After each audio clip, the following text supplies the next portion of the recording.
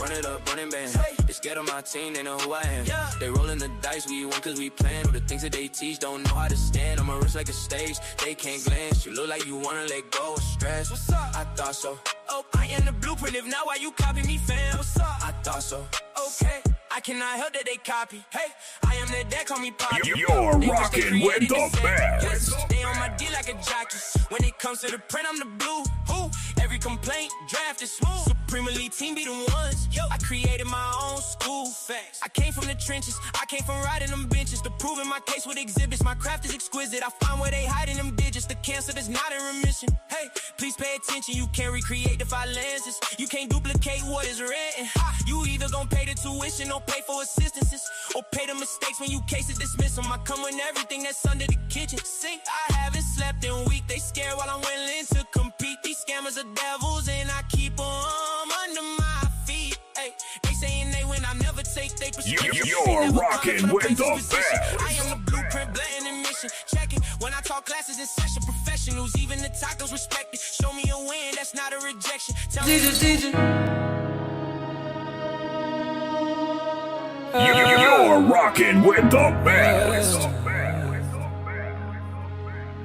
Started out with a stack of bills, hand-me-down suit, no fancy skills. Library card, late nights, cheap coffee, highlighting on every page he copied. No letters on the wall, just notes on the floor. Scratch math running down the old front door. Every question that the others left fade, he turned into a rule and a plan he made. Time to start to teacher, build it all from broken pieces. Read the books, the words got weaker. Turn confusion into secret. You're rocking with the best.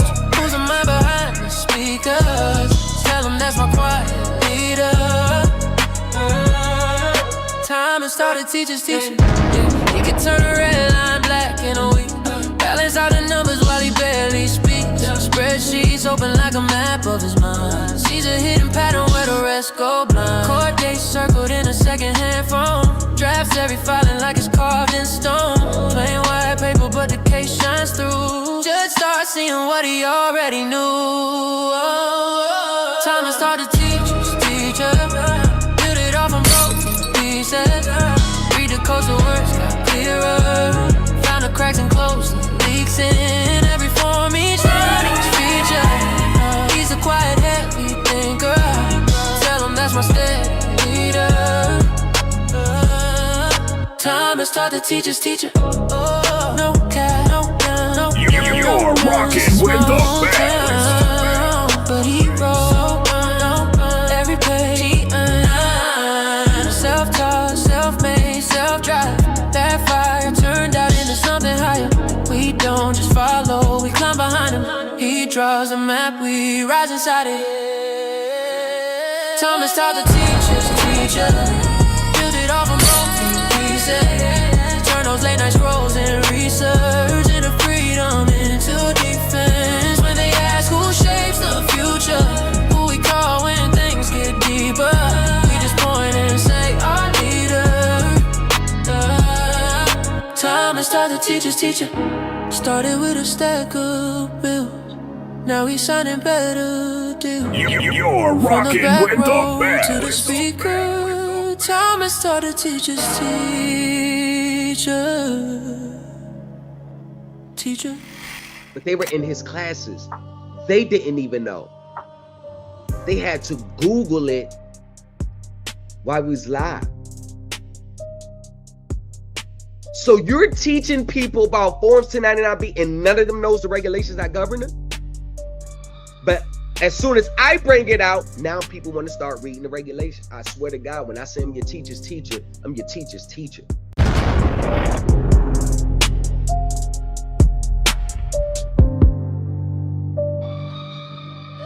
The question is, if all these gurus on social media got the sauce, why aren't they attracting professionals? Professionals in those fields where they could come back and be like, yeah, what he's saying is absolutely right. None of them got professionals behind them, so it's all a theory. It's a belief system. That's all it is. They ain't got no professional they could be like, yo, you're right. None of them. They don't give a damn about what. You on some on TikTok and social media. It is that I want to tell the class and whoever that's listening is that if you pay attention to the things that he teaches in this class and start taking notes, do your homework. Do your homework.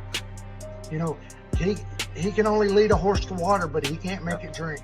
You have to drink yourself. Missed 85% of the classes and stuff, but I had the core things and the core principles down, and I read whatever he put out there. I throw it on my iPad and just start scrolling and reading, scrolling. Who securitize their contracts or receivables? Why is it that all of them follow the same so-called rules? They all use the same script. They all file the same forms. They file all the regulatory form. Now, they may be deceptive as hell on those contracts, but why is it that if this was so many different ways to skin the cat, why are all of them following the same method? If it was 20 different ways to skin the cat, why is all of them following? That's my teacher's teacher. That's my teacher's teacher, my God. He's a genius. Finance. Court filings. He really got the ball rolling. Hey. He don't have no background, it's all self-taught. These online gurus, they all copy his style. He said, Thomas, lead the team, let's go to the top. Thomas, lead the team, let's go to the top. Thomas, lead the team, let's go to the top. Thomas, lead the team, let's go to the top. Thomas, lead the team, let's go to the top. Thomas, lead the team, let's go to the top. Thomas, lead the team, let's go to the top. Oh. Welcome to the New Culture Empire livestream broadcasting live on YouTube. In today's session, we will be reviewing a court case involving an attorney and the use of AI. Also, we will be reviewing another wet ink signature claim.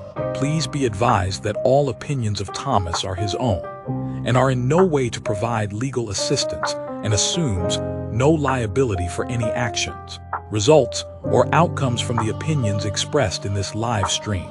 If you are interested in legal assistance, please send an email to thomaslegacy603@gmail.com. All services offered will be available upon request. Don't forget to like, share, and subscribe to the New Culture Empire on all major social media platforms. And don't forget to subscribe to the new channel, Drama News, exclusively on YouTube.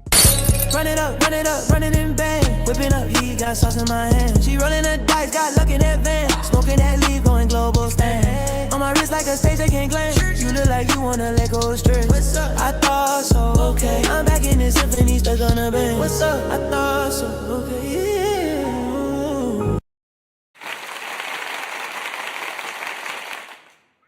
yeah. You're rocking with the best. You're rocking with the best. You're rocking with the best.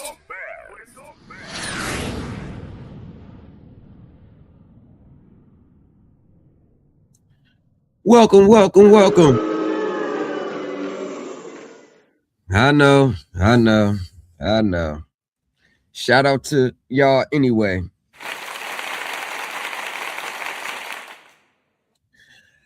All right, so today, 74,000. Not bad. In other news, before we get started, for those of you in the music world, Dolly Parton, a nationally known Grammy Award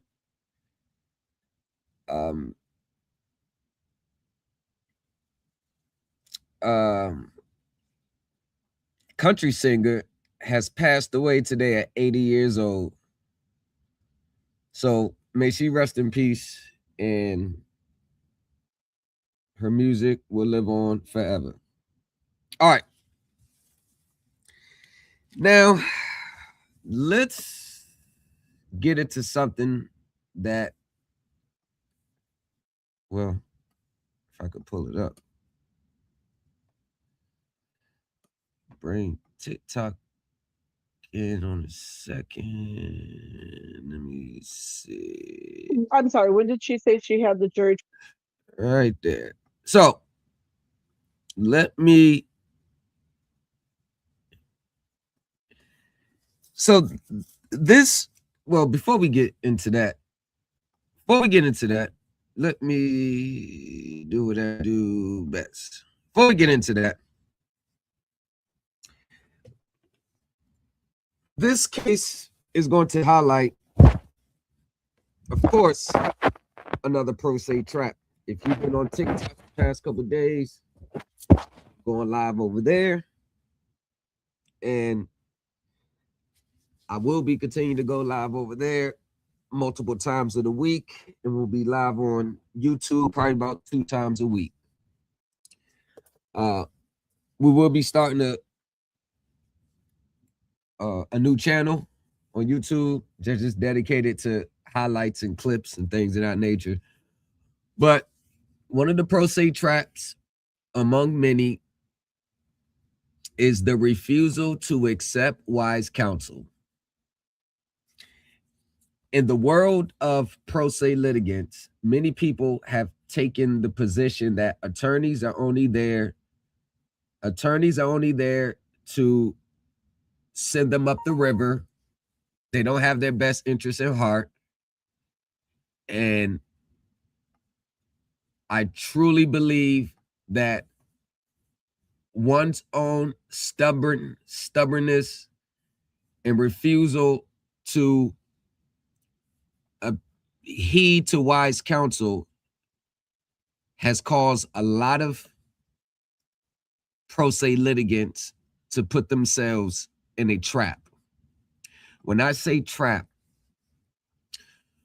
pro se litigants, an overwhelming majority of them, do not know how to navigate through court effectively, officially, at every stage, whether it's criminal or civil, jury instructions, proposed jury verdict forms, of the rules of evidence, rules of evidence. It is separate from the rules of procedure, the civil rules of procedure, or the criminal rules of procedure. The evidence part of any litigation is one of the most important parts. Just like discovery, they are some of the most important parts. The reason why a lot of people fail in this category, because to them, court is only negotiated or navigated at the trial stage. And that means you either file a complaint or you respond to your initial complaint. You file your complaint, and that's it. What's not being said is that court has many stages, and the professionalism and the professional courtesy that other attorneys extend to each other is missed in the pro se space. Completely missed. Now,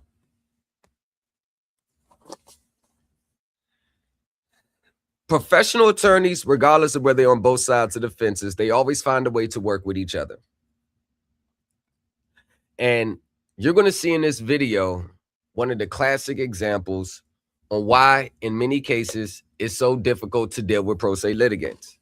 Because pro se litigants always think that they have to fight every single battle. And sometimes the best battles that are won are the ones that you didn't even have to fight. Finesse, strategy, strategic timing, when to file a motion, when to concede, when to push back. When you feel like you're prejudiced, when is another burger. Just because you have 20,000 claims doesn't mean all of them are legit.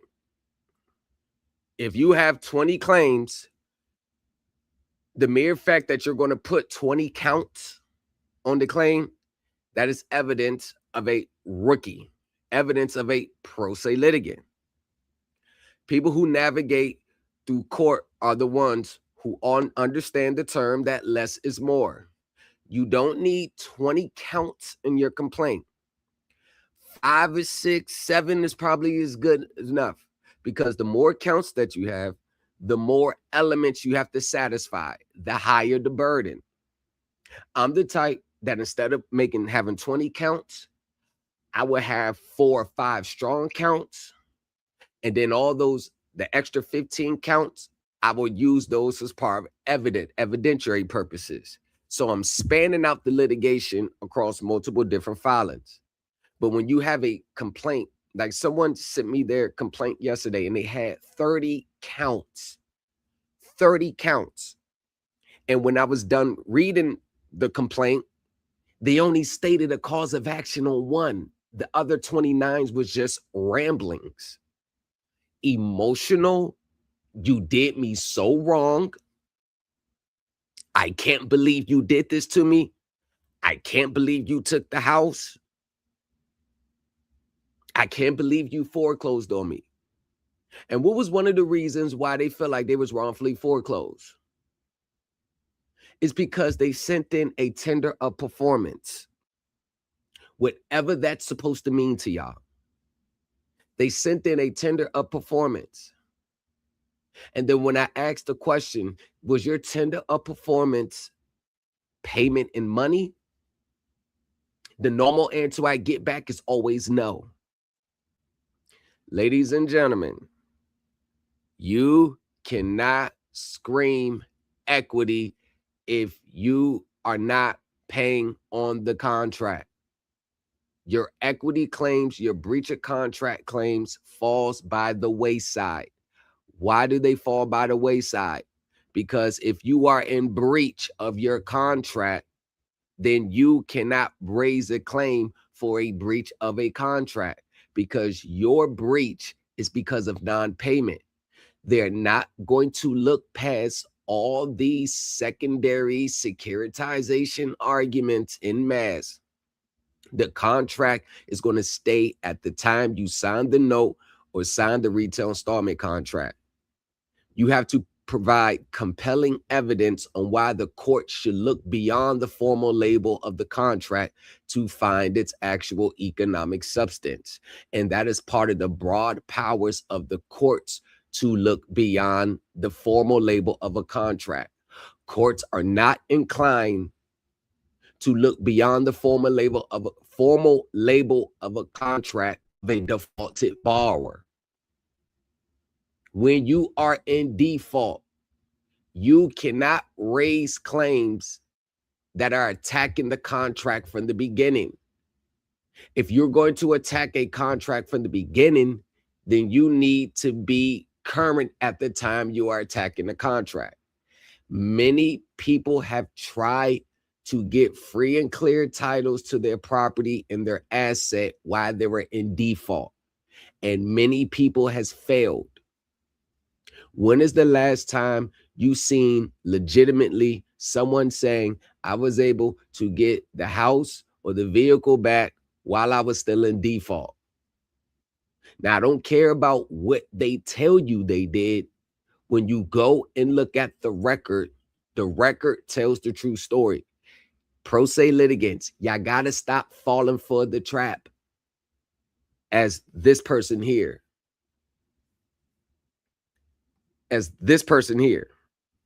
So we're going to get into this video. Although it's criminal in nature, the core elements, it says enough. I think this was a good one. So, angry sovereign citizen refuses lawyer, gets destroyed by the judge. In this video, you are going to see the classic examples of the everyday pro se litigant. The everyday. Hearing when she came there recently, and then you'll see the new hearing for the update. Let's go. All right, people against Shannon Sherrill, or I don't know if it's Cheryl or Sherrill. Oh, TikTok in the building. Forgot y'all was here. Shout out to TikTok. TikTok is in the building. Hey, listen. I've looked up this person's case. This lady, this is a deadly cocktail. Loud, argumentative, and you're wrong the whole time. This is this person right here. Phillips 263-150905 A and B. Look at the walk. Hold on, let's go back. Look at the walk. They always walk up 5,000 pages of documents in their hands, 5,000 folders, overly confident, knowing very little about a system that they think they understand. Just look at the walk. Or I don't know if it's Cheryl or Sherrill. Phillips 263-150905 A and B. Look at the walk. Ma'am, you can go right. John, why don't you set? Look at the walk. Look. You see the attorney? Look at the difference. You see the attorney? You see how her folders, nice setup. She got a pen. She just got her little file. The attorney, the other side, I think that's the state. Now look at her. Look at this. Now look at the binder. I guarantee you, out of that binder, 75 pages of that binder is filled with emotional ramblings. Because in the pro se space, when times where you should get a lawyer or you shouldn't refuse one, they tell you that the lawyer's there to send you up the river. They're telling you that the lawyer is there to send you up the creek. And they're lying to you all by getting you to bypass an attorney. Now, I'm not saying you always need an attorney all the time, but there's more people, pro se litigants in this space, that will do well with an attorney than many of these social media teachers they run to. I'm just saying. Get those files off of there. Somebody ever sit there. You can have a seat right there, okay? Or you can argue at the podium if you want to. Either way is fine. Okay, I'll stand right here. Okay. Right. Instead of going to sit right there at the desk, across from the attorney, you want to stand at the podium. You want to be seen. Okay. I did have a copy of that motion for you. I've read them. Your name Shannon Phillips. and your name? Caitlin Floyd Carter and Jocelyn Archette. Okay, you can go ahead and proceed with your motion, Ms. Phillips. So, good morning, Your Honor. Shannon Phillips on my own behalf. Right. The little things. You don't have to tell the judge you're there on your own behalf. They know you are. They know you're not represented by an attorney. All this this is on my own behalf is just another word for appropriate persona and persona appropriate papaya, another word for, and just, Your Honor, good morning, Your Honor, and get started. I'm on my own behalf. I'm in my oneself. Come on now.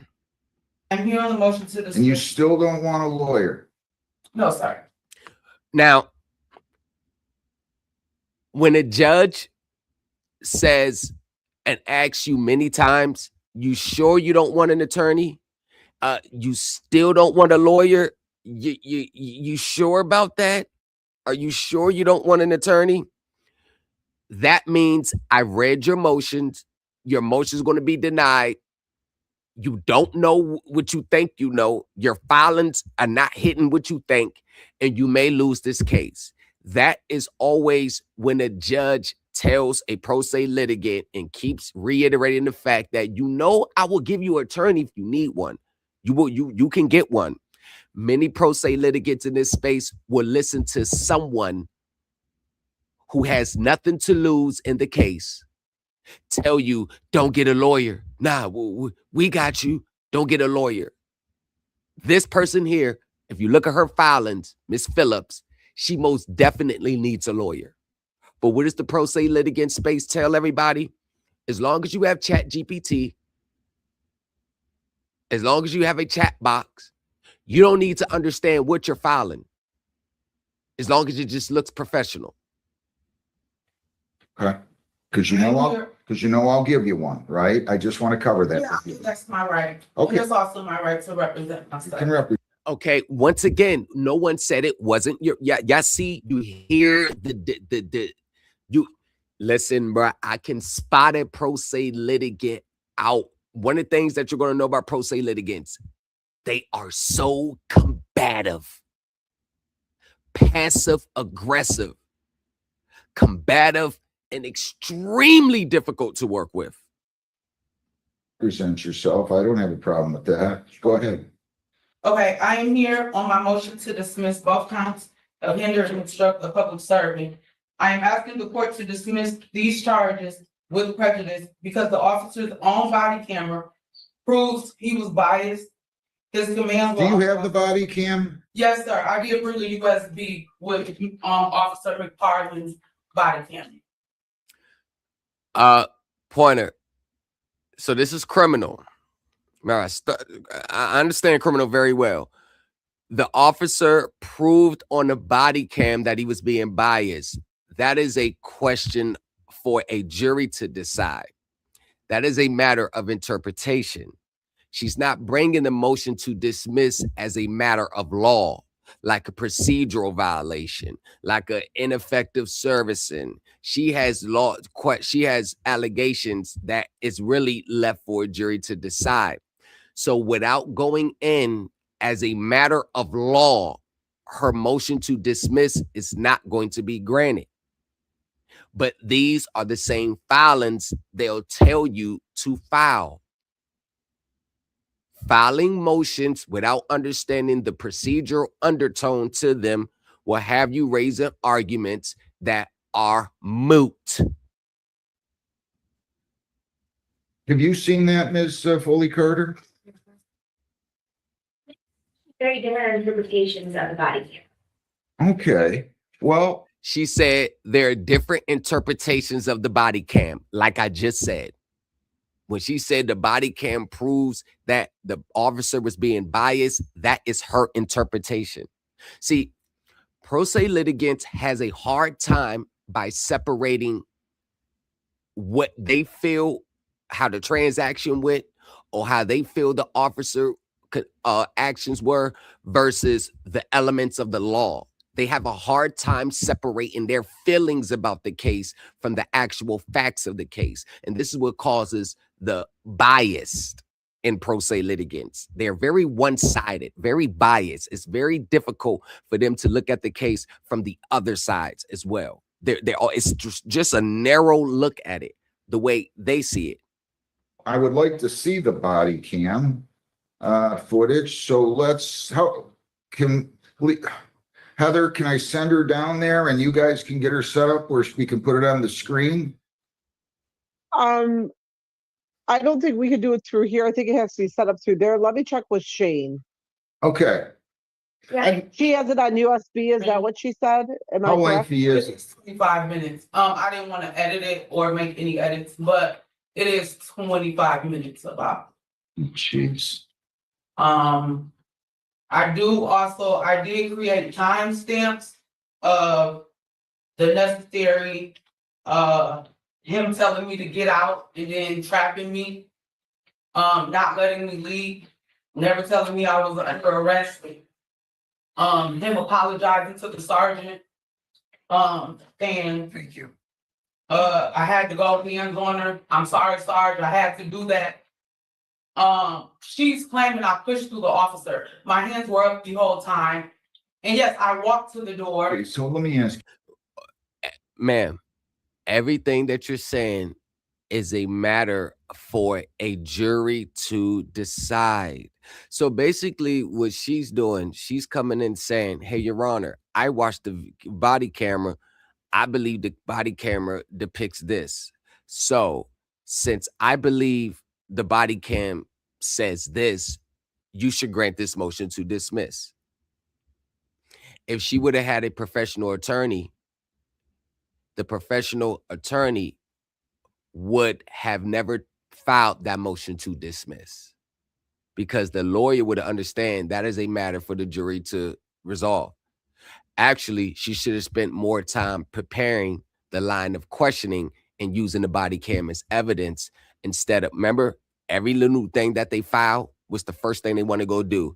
Throw a motion in front of the judge asking for the case to be dismissed. That is, if any little morsel of evidence they have, the first thing they want the whole case even if it's just a technical harmless error. Pro se litigants, they want the whole case dismissed, regardless. Your question. Yes. Well, why isn't this a fact question? Why isn't this for the jury to decide, or me if there's a bench trial? What did I just say? You're rocking with the best. What did I just say? We can go to trial. We can go to trial. You don't have to dismiss. We can go straight to trial. I'm okay with that, and I'm ready to move forward. Okay. Good for So you. you're going to withdraw your motion to dismiss? Is that what you're going to do? I mean, if you don't want to watch the video and you dismiss the charges after watching the video, then we can go to trial, sir. Hey, I don't want to argue. I don't want to fight. Once again, the overconfidence, it's good to have confidence, but being overconfident without understanding the underlinings in trial court arguments at trial is a totally different ball game than you just passing motions back and forth with each other. If you actually had to stand in front of a court and argue your case without reading your motion into the record, how would you fail? Now, another thing that's alarming, and I'm kind of getting the sovereign citizens, and because sovereign citizens always want to alert people that they're not trying to argue, that they don't want to go back and forth. The judge asks a simple question, and the response is, I don't want to argue, go back. I don't want to go back and forth. Where the hell did that come from? Who's arguing with you at this point? Hey, I don't want to argue. I don't want to fight. No one. I'm not arguing. Hang on. I'm not arguing with you. You take me as arguing with you? No, I'm just saying, sir. I don't, the back and forth. Like I don't want to do it. What the heck? You see what I'm saying? A simple proceeding, and she says the back and forth, I don't want to do it. This is typical pro se litigant talk. You don't want to go back and forth. But again, we can go to trial. What do you mean, what back and forth? Tell me. I don't want to know what you're saying. What you're saying, you don't want to take this to trial and whatnot. I did not say that. When did I say that? I said, why isn't this a fact question? She's looked at the video. She disagrees with you. She's duty bound to dismiss the case if there's no valid charge here. It's based on what's in a body cam. And I'm just asking you, I'm not treating you any different than I would a lawyer. If a lawyer filed this motion, I'd be asking him or her the same questions. Your Honor, the answer is it's because pro se litigants don't understand when they say they're held to less stringent standards than the typical attorney. They don't understand that's only with regards to pleading formalities. They think that whenever they don't know about court, the judge is supposed to fill in the blanks for them or answer for them or just walk their hand through the whole proceedings. Can you imagine what's really on that body cam? Why isn't this a fact question? I don't know, Your Honor. Could you rephrase the question, what you're trying to ask? No, I got you. Don't worry about it. The question is, instead of you asking for a motion to dismiss,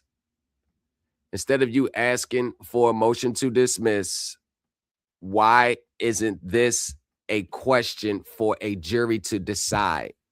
If you're that confident, let the jury decide. I mean, you can use the timestamps that you have and use that as part of your, examination, your evidence, your exhibit. The jury can see. So that's why he's asking the question. It's just very combative from the jump. And this is normal pro se litigant behavior. I feel like it should be dismissed. Because I was never told I was under arrest. They assaulted me and then tried to cover it up. This happened April 29th. She only filed charges on 5/13. I also have another pending charge that she wrote in her response, trying to make it seem like I'm just some criminal, saying, oh, she has fired up stalking charges that we're currently going to trial for now. But those same charges, she wants me to plead to a disorderly person.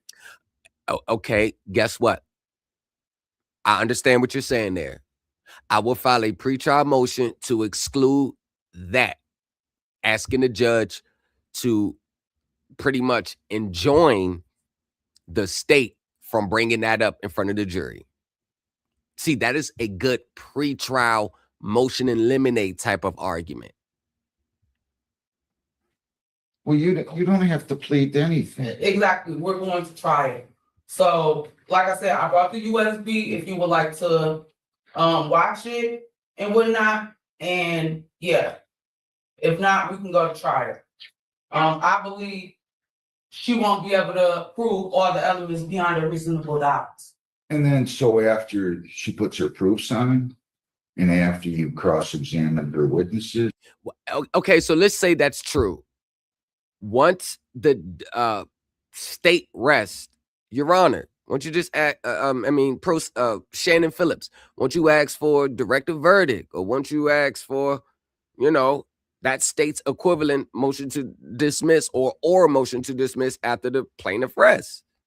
I know in federal courts, they call it Rule 29 motion. If it's a jury trial, you can make a motion for a directive verdict. Yes. Good God Almighty.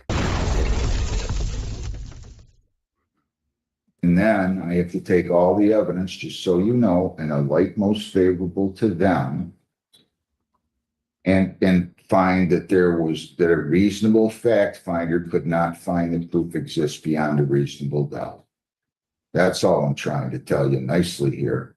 And that is simple court procedure. That is the normal everyday proceedings in any court. It's not that I don't want to look at the video. I'd be hard pressed to stop everybody else's court proceeding today so I can take a look at a video that's 25 minutes. Can you figure out a way to copy that? Yeah, you don't want to play it now. You just want. Yeah, because I don't know how I can make everybody wait for 25 minutes. Your Honor, I can send it to the court, so you don't need to make a copy of it. Okay. I mean, or you can have this USB. I made it so before the court. Well, I don't want to take your evidence from you here and be responsible for it. Here's what I'm going to do. This was an arraignment June 17th. This is July the 29th. Oh, please. And litigant, pro se litigant, Shannon, if you have the USB, please do not ask the judge to see the USB if you know damn well you being combative, you arguing, you cussing them out. Please don't ask the judge to see it unless you know that you did nothing wrong. This is when you have to be objective. You can't just look at evidence that's just favorable to you. You got to look at evidence, how it can be used against you as well. You don't want to expose yourself on the back end. So you got to be real careful about evidence and documents that you put on the record. Prime example, a lot of y'all QWRs, RESPA, notice of errors, y'all be asking for things that are outside the scope of servicing and then Many times you're asking for securitizations, making sovereign citizen claims that the other side can and most likely turn it around and flip it on you when it gets to the pleading stages. Here's what I'm going to do. I'm going to set this for a jury trial, and I'm going to set it for a final pretrial. So we're going to set a jury trial date right now. And then we're going to set a final pretrial date, motion hearing date, the same. We'll do it at the same time. And I'll review the video before you come back for a body cam video before you come back, okay? Okay, and then just so you know, I have trial with Heston August 6th and 7th. Judge Heston. Mm-hmm. Judge Heston, there we go, right there. It is very disrespectful to call a judge just by their last name. Judge Heston or Your Honor. Pro se litigants in this space have very little respect for authority. Understandably so, but they have very little respect for courts. Yes, that's fine. Give me a jury trial date if you would, Heather. I'm sorry, when did she say she had the jury trial with Judge Heston? She said August 6th and 7th. We're not setting. Oh, okay, that's okay. Let me look at our calendar, make sure you don't have anything on this.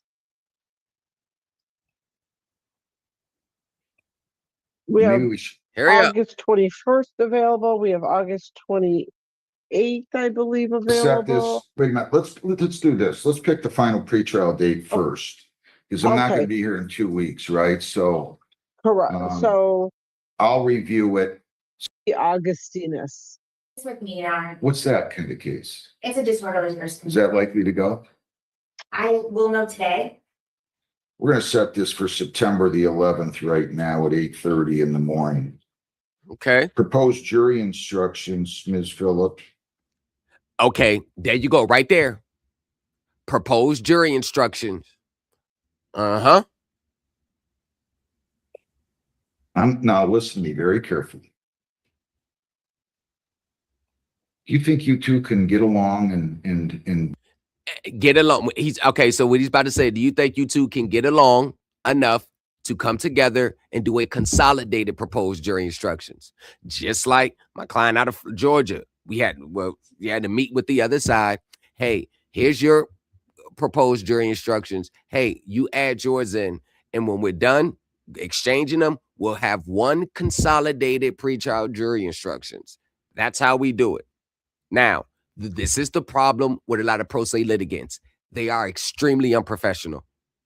It's hard to deal with them. prepare joint jury instructions? Are you going to be cooperative with her, Ms. Phillips? Yeah, that's fine. I'm always cooperative. I'm not suggesting. No, you're not. You're combative right now. Your tone, like you just have a hard tone. There's nothing soothing there. It's just very hard, just hard. And you're not. You're fine. Just you don't need to come in with an attitude. I'm going to hear you. And if you deserve to win, you're going to win this case. Okay? If you don't, you're not. Period. Plain simple.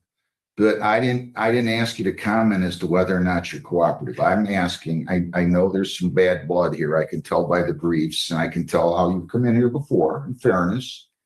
There you go. Already coming to court with a preconceived, they're the boogeyman, and I'm here to stand my rights and fight, and attack.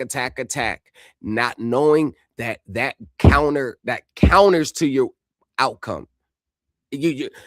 This whole defend my rights, stand on my rights thing has been taken out of context. You overdo it. And I just want to make sure that you think you can get I can either have you do separate proposed jury instructions, or you guys can get together and submit a jury instructions that you both agree to, with the understanding, if you don't agree on an instruction, then I'll hear arguments on that in that regard, and I'll decide whether or not the instruction should be read. Can you get with Ms. Foley Carter? I'm sure. Okay. talking really well through email, so I. Okay, good.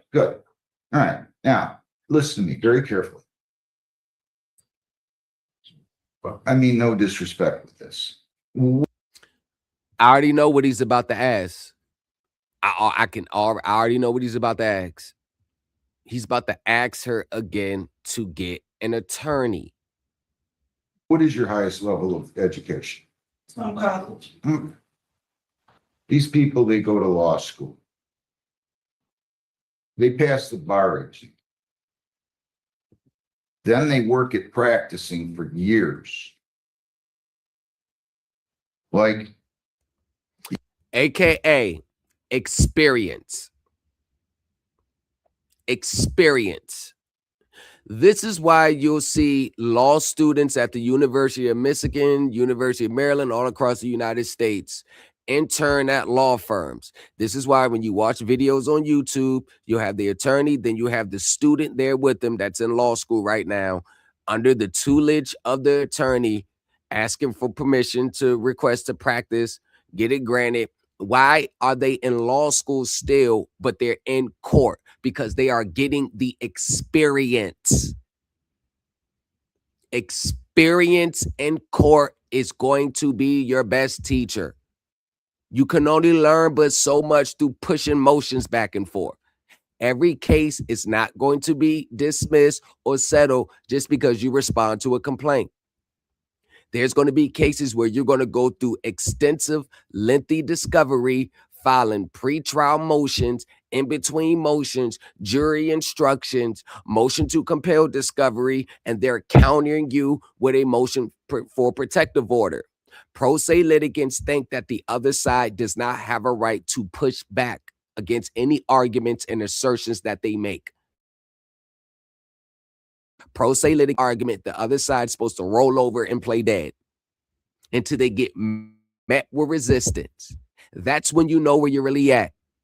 When you get flooded with 200 pages of discovery and only 5 or 6 is what you really need. Being able to sift through all that. You don't think that, prime example, I'm a licensed attorney. You're going up against me. You ask for discovery. I send you 300 pages. Pages are unnumbered. And everything that you need is inside of the fine print of the 300 pages.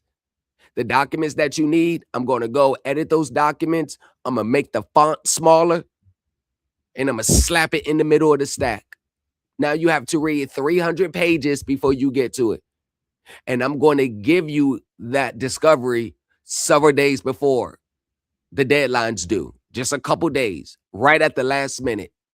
And make you read through 300 pages.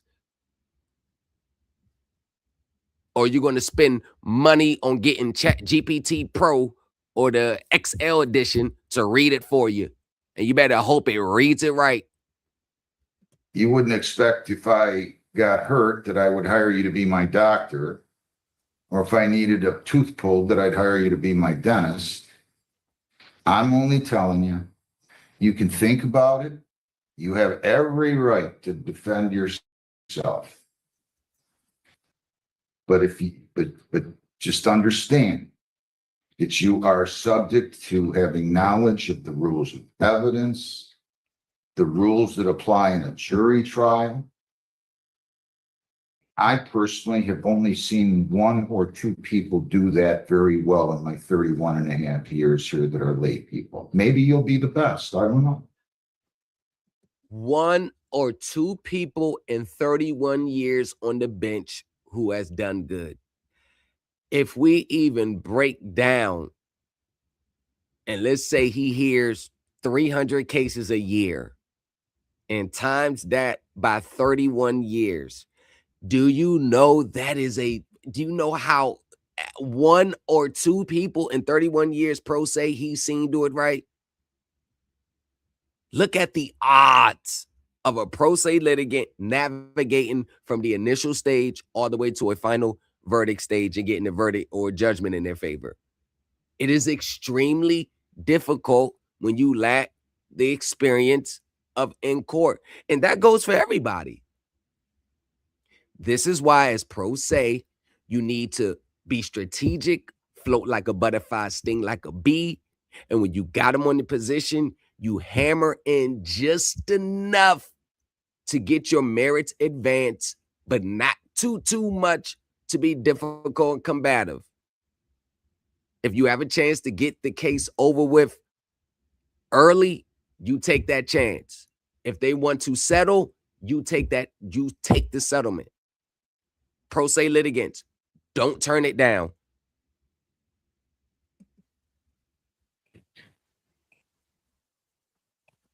I'm just suggesting to you that you reconsider what I'm telling you and that you consider allowing me to appoint you a lawyer. You don't want a lawyer. You can run these gamuts all you want.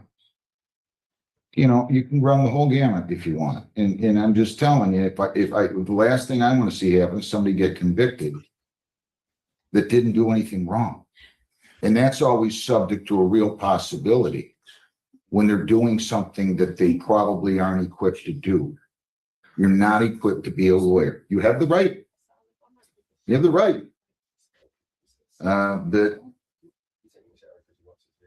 Do you understand what I'm saying? Yes, I understand, Your Honor. I went through the same thing with Hesson. Judge Hesson. And yeah, I understand she is has a lot of experience. But Your Honor, I'll be okay. And this is one of what I mean. The false sense of confidence. Ma'am, you just said you wanted this one other time. Ma'am, I've spent 22 years in and out of courtrooms like this. 22 years. 22. Done seen every type of pre-trial motion you can think of. Done seen every type of evidentiary hearings you can think of. The little in-betweens, Miss Phillips, you don't understand, and it's going to cost you. You don't get rewarded for ignorance. Ignorance of how the court works is no excuse when you represent yourself. You are telling the courts, I am an attorney. You are telling the courts, I understand the court rules and procedure, rules of evidence, and the nuances of court, meaning preparing for things that you didn't see come, but it, bam, right there, just came up on the spot, and you have to respond accordingly in that moment. There's no do-overs. In many cases, you get one shot.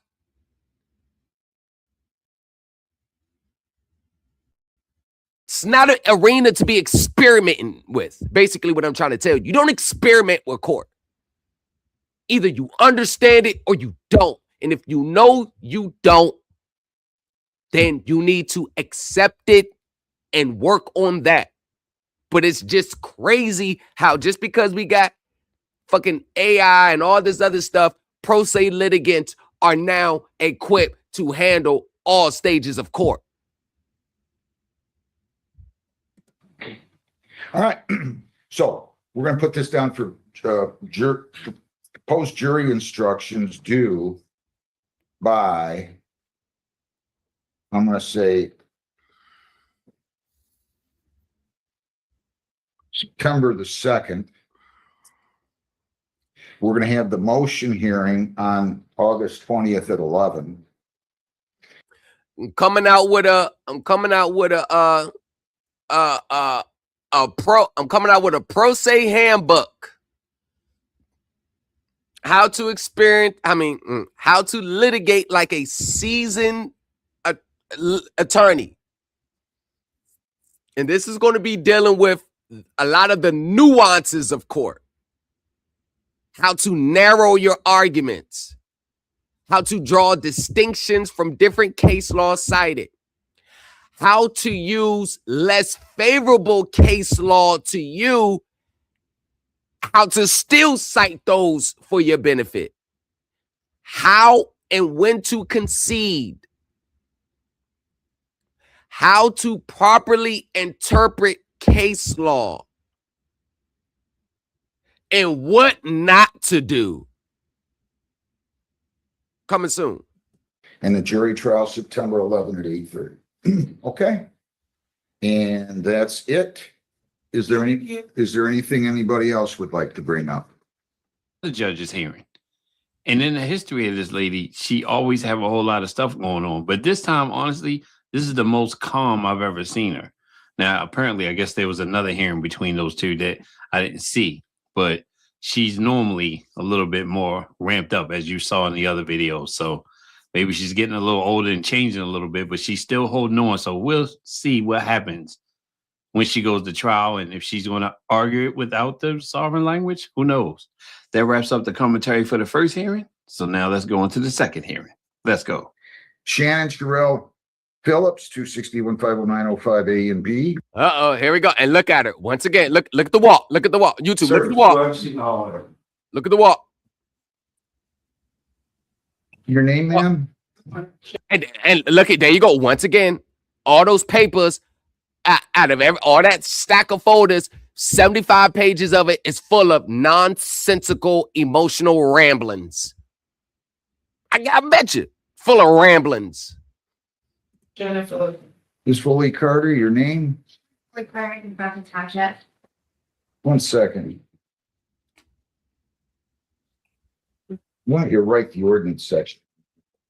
All right, so look, I looked at the videos. Okay, he looked at the videos. And if let's just see. You have to understand, you can't file motions 2 or 3 days before the hearing. Once again, these are the little things that they don't consult with the rules before they file. You have deadlines. You cannot just splash a motion 2 or 3 days before the hearing and expect the judge to read it and decide to rule on it. This is why a lot of your motions are going unaddressed in court, because the last minute you want to spile a motion on them. It doesn't work like that. The other side still needs time to respond. The reason why the second amended complaint in the Georgia case was so effective, because although it was a surprise to Lakeview because of the arguments was never raised ever before, it was still timely under the court rules. That motion, any other dispositive motions were due August 19th. That motion was filed August 14th, 5 days before the deadline. So under the rules in the judge's order, it was timely. It was strategic in nature because I knew it was going to blindside them and force them to open discovery and force them to continue the trial. But I would have never filed that motion on the 18th. Okay, you can't do that. She filed responses this morning, right? Last night, yes. You filed one to one of her motions this morning. I got to read those. Okay. I'm just telling you, you can't file a motion 2 days before the hearing and expect her to have ample opportunity to respond. So I'll reschedule those. The only one I'm going to handle right now is the motion to dismiss. And then I'm going to go on to one other little one, but you can argue your motion to dismiss. Now, Ms. Phillips, I want you to listen to me, please. Anytime a judge says that to a pro se litigant, is basically they see the future. They see the future. And I don't want to make it gender. I don't want to make it gender because I've seen both sides. I don't want to make it gender based, But goddamn, no disrespect, ladies. Y'all be headstrong like hell. Y'all be head. Nobody can tell y'all wrong. Nobody can tell y'all anything. No disrespect to the ladies. No disrespect at all. I have daughters. But y'all are really determined. Y'all not coming off no position. I know you're not gonna want to do this. It's okay. But I still am going to strongly encourage you to have a lawyer. I'll be happy to appoint you. Sir. See, right there. And this is what I mean about pro se litigants. Right there.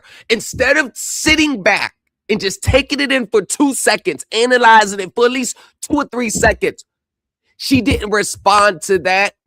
She reacted to it. The breath ain't even finished leaving his body on the last syllable before she said, no, sir. When they take wise counsel as an attack on their intelligence, the reason why he is throwing it out there again is because she is going to lose her case. He's already read it. He's already saw the video. She is going to lose her case. And whatever little arguments that she have that could be advanced, she doesn't know how to advance them because she is too emotionally involved. That is the thing with pro se litigants.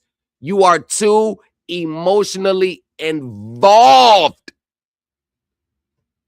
I'm going to strongly encourage you to have a lawyer. I'll be happy to appoint you.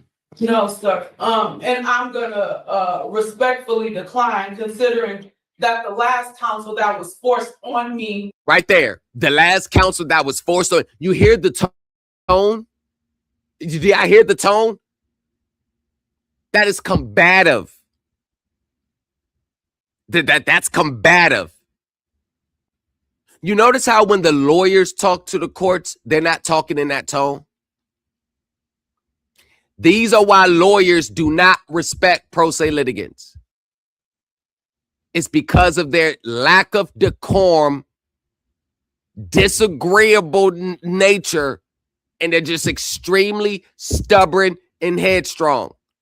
Look at her tone. She is sending the wrong message. She is going in front of a jury. Do you think she's going to put her best side in front of the jury? That loud, combative, passive-aggressive tone does not sit well with a jury. Trust me, I know. I've been there, done that. Experience. I know what it's like to sit through a jury trial. I know what it's like to sit through 3 hours of jury selection. I know what it's like and the criteria that you need to meet to strike a jury. I know what it's like, how important the jury selection process is. I know that whole process on a federal level. Suppressed my defense and wasn't any help. Now you're being disrespectful to the courts. The judge hears that, and the judge hears disrespect. They don't know how to word things correctly, so they won't come off a certain way. It's already a stigma against pro se litigants. The average pro se litigant has no business in any shape, form, or fashion putting any type of ink to a paper in their own defense. No business. I've seen hundreds of them. Hundreds of pro se complaints. Hundreds of them. Only 3% is ever from top to bottom. Bam. The average pro se litigant loses at a 97% clip.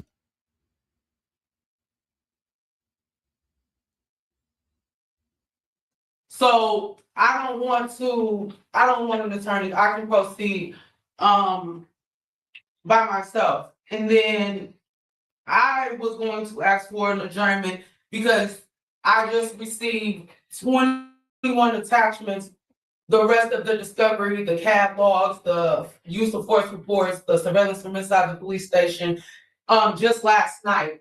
What'd I tell you? What'd I tell you with the discovery game? What'd I tell you?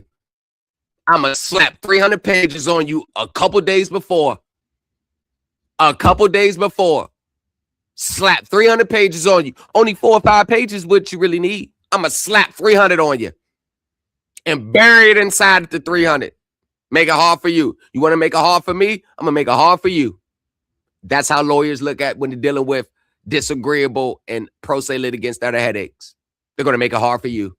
You're not going to get that professional courtesy extended the way they'll extend their own.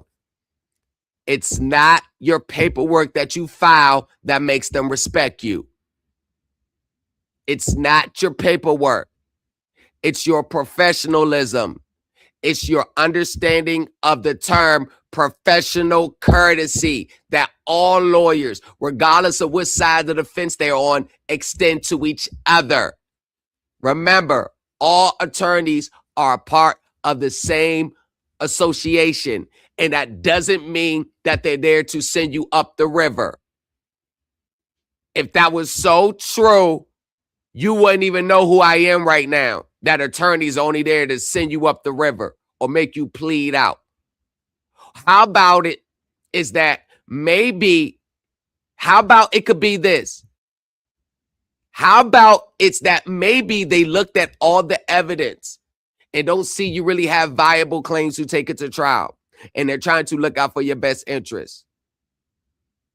I mean, the way pro se litigants frame it, you was just chewing bubble gum, walking on the side of the street, and the police just comes harass you for no rhyme or reason at all. It's always, they harass me. I didn't do nothing wrong. My rights were violated. But when you peel back the onions of the case, it's always the police told them 3 times to leave. They didn't want to leave. They refused. They start talking shit. It's always something that the activating event is always damn near on the ones who saying their rights are being violated. It never fails. And I requested that April 29th, and just got it yesterday. When did you fill out your let me just cover this with you. Mr. Pellman, would you have a seat somewhere else, please? Mr. Kimikai, can you have a seat somewhere else, please? Ms. Foley Carter, have a seat at prosecution table. Ms. Phillips, have a seat at the defense table, please. Ms. Phillips, I want you to listen to it. My father was a great judge. Tell me 50 years ago, the lawyer who represents himself as a fool for a client. Now that the original author of that is Abraham Lincoln. And in many cases, that is a true statement. In many cases, more cases than none. That is a 100. In many cases, he is 100% true. In many cases. That's a lawyer representing himself or herself. I didn't force anything on you. I'm just telling you, you are going to be much better off. The main part of my function here is to make sure that you get a fair trial. Ma'am, please let me finish. That's what it is. Make sure you get a fair trial. And she doesn't want to seek wise counsel because her sovereign citizen roots has her thinking that the lawyers, they read that stupid packet from the sovereign citizen redemption manual. Lawyers are nothing but bar card attorneys, British accredited registration. They serve the crown. They're only there to send you up the river. And this is why pro se litigants always come to court with a me versus them mentality. I'm the victim, the boogeyman. The lawyers work for the boogeyman. We got to fight back.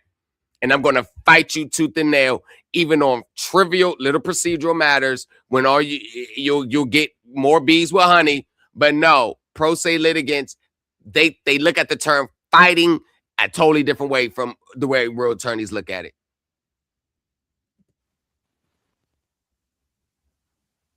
That's the same thing Judge Hudson said. And I did not get a fair trial. Yeah. She said, I did not get a fair trial. What did I tell you? Whenever things don't go their way, it's always a conspiracy. I didn't get a fair trial.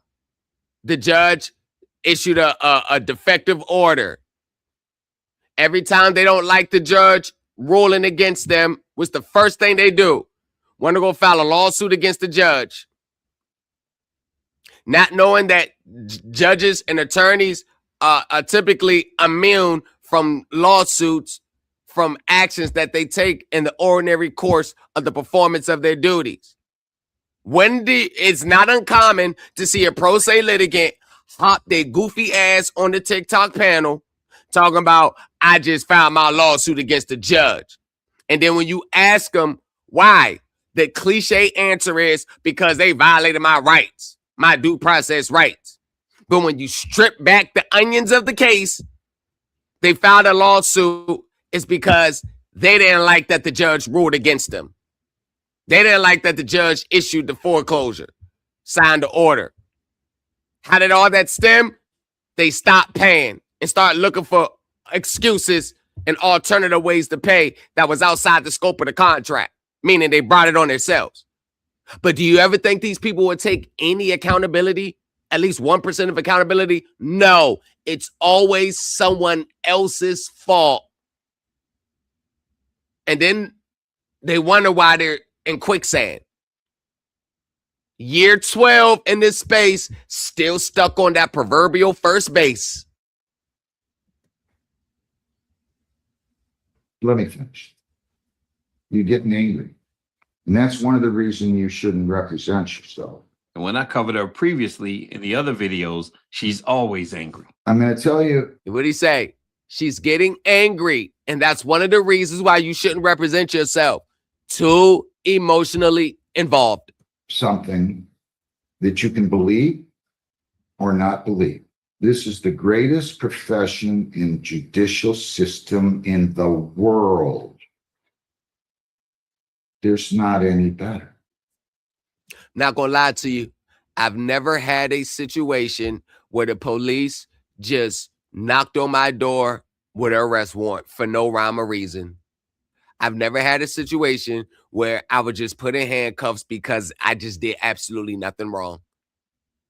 And every time there was a situation where the state ain't have enough proof, the state ain't have no evidence, or the state forgot to get the subpoenas out in time, every single judge threw the case out from the jump. Oh, you didn't do this right? Case dismissed. I don't see this boogeyman of a court system. Now, it's not always, perfect. There's no perfect system.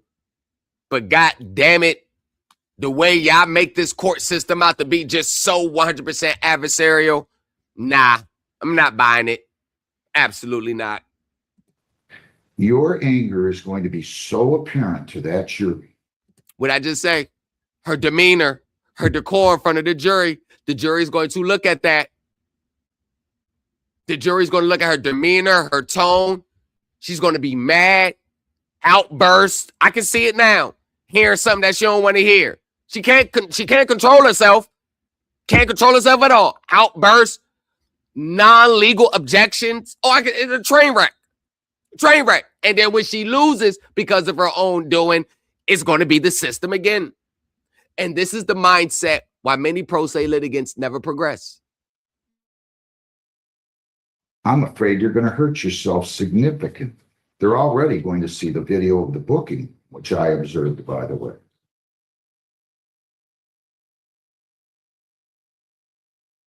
The video and the booking is going to hurt her. That doesn't bode well for you. And number two, if you showed the lack of respect in here that I sensed that you might have down there, busting into the judge's courtroom while she's talking to the jurors after the verdict and start yelling, you and I are going to have a very big problem. You have every right to represent yourself, but you're going to be stuck complying with the rules. It's one thing to take AI stuff and fill it out. Ma'am, let me finish. What did he say? It's one thing to take AI stuff and fill it out. Want to know why? It's because the average pro se litigant don't know how to do shit without AI.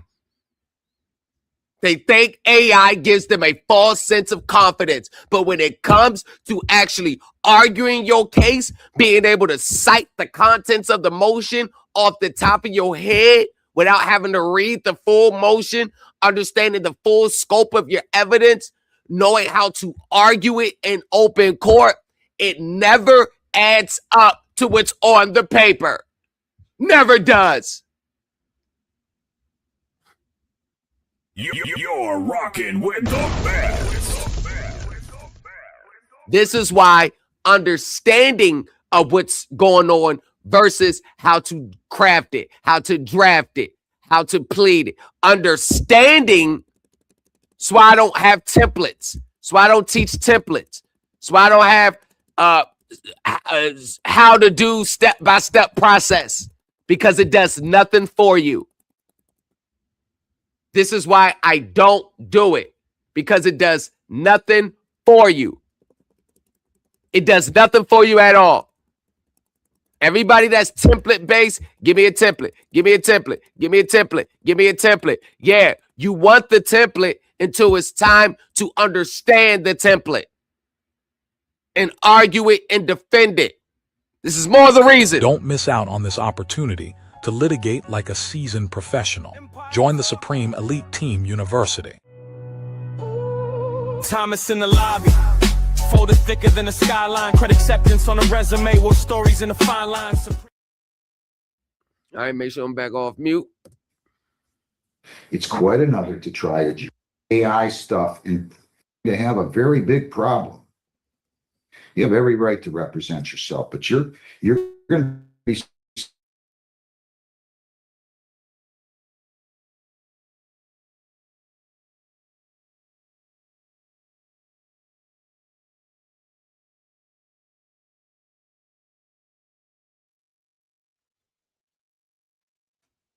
Ma'am, your anger is... Judge, the AI did it for her. Trust me. It's quite another to try a jury case. Very difficult to try a jury case. Just to understand every little thing, all the cross-examining, all the documents, your lining of questioning for each, person that you're crossing has to tie back into your overall point. You got to remember the answers that they gave. You got to make sure you're asking the right questions at the right time. You may get an answer that has you go off your question script and go off the top of your head.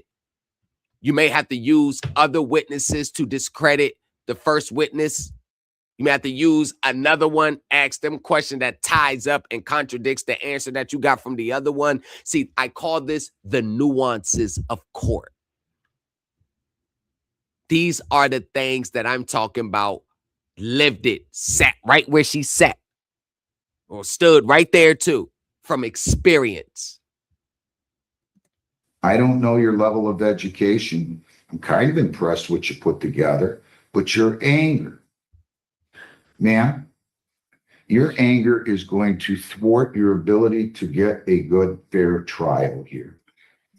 And that's something that is 100% totally within her control.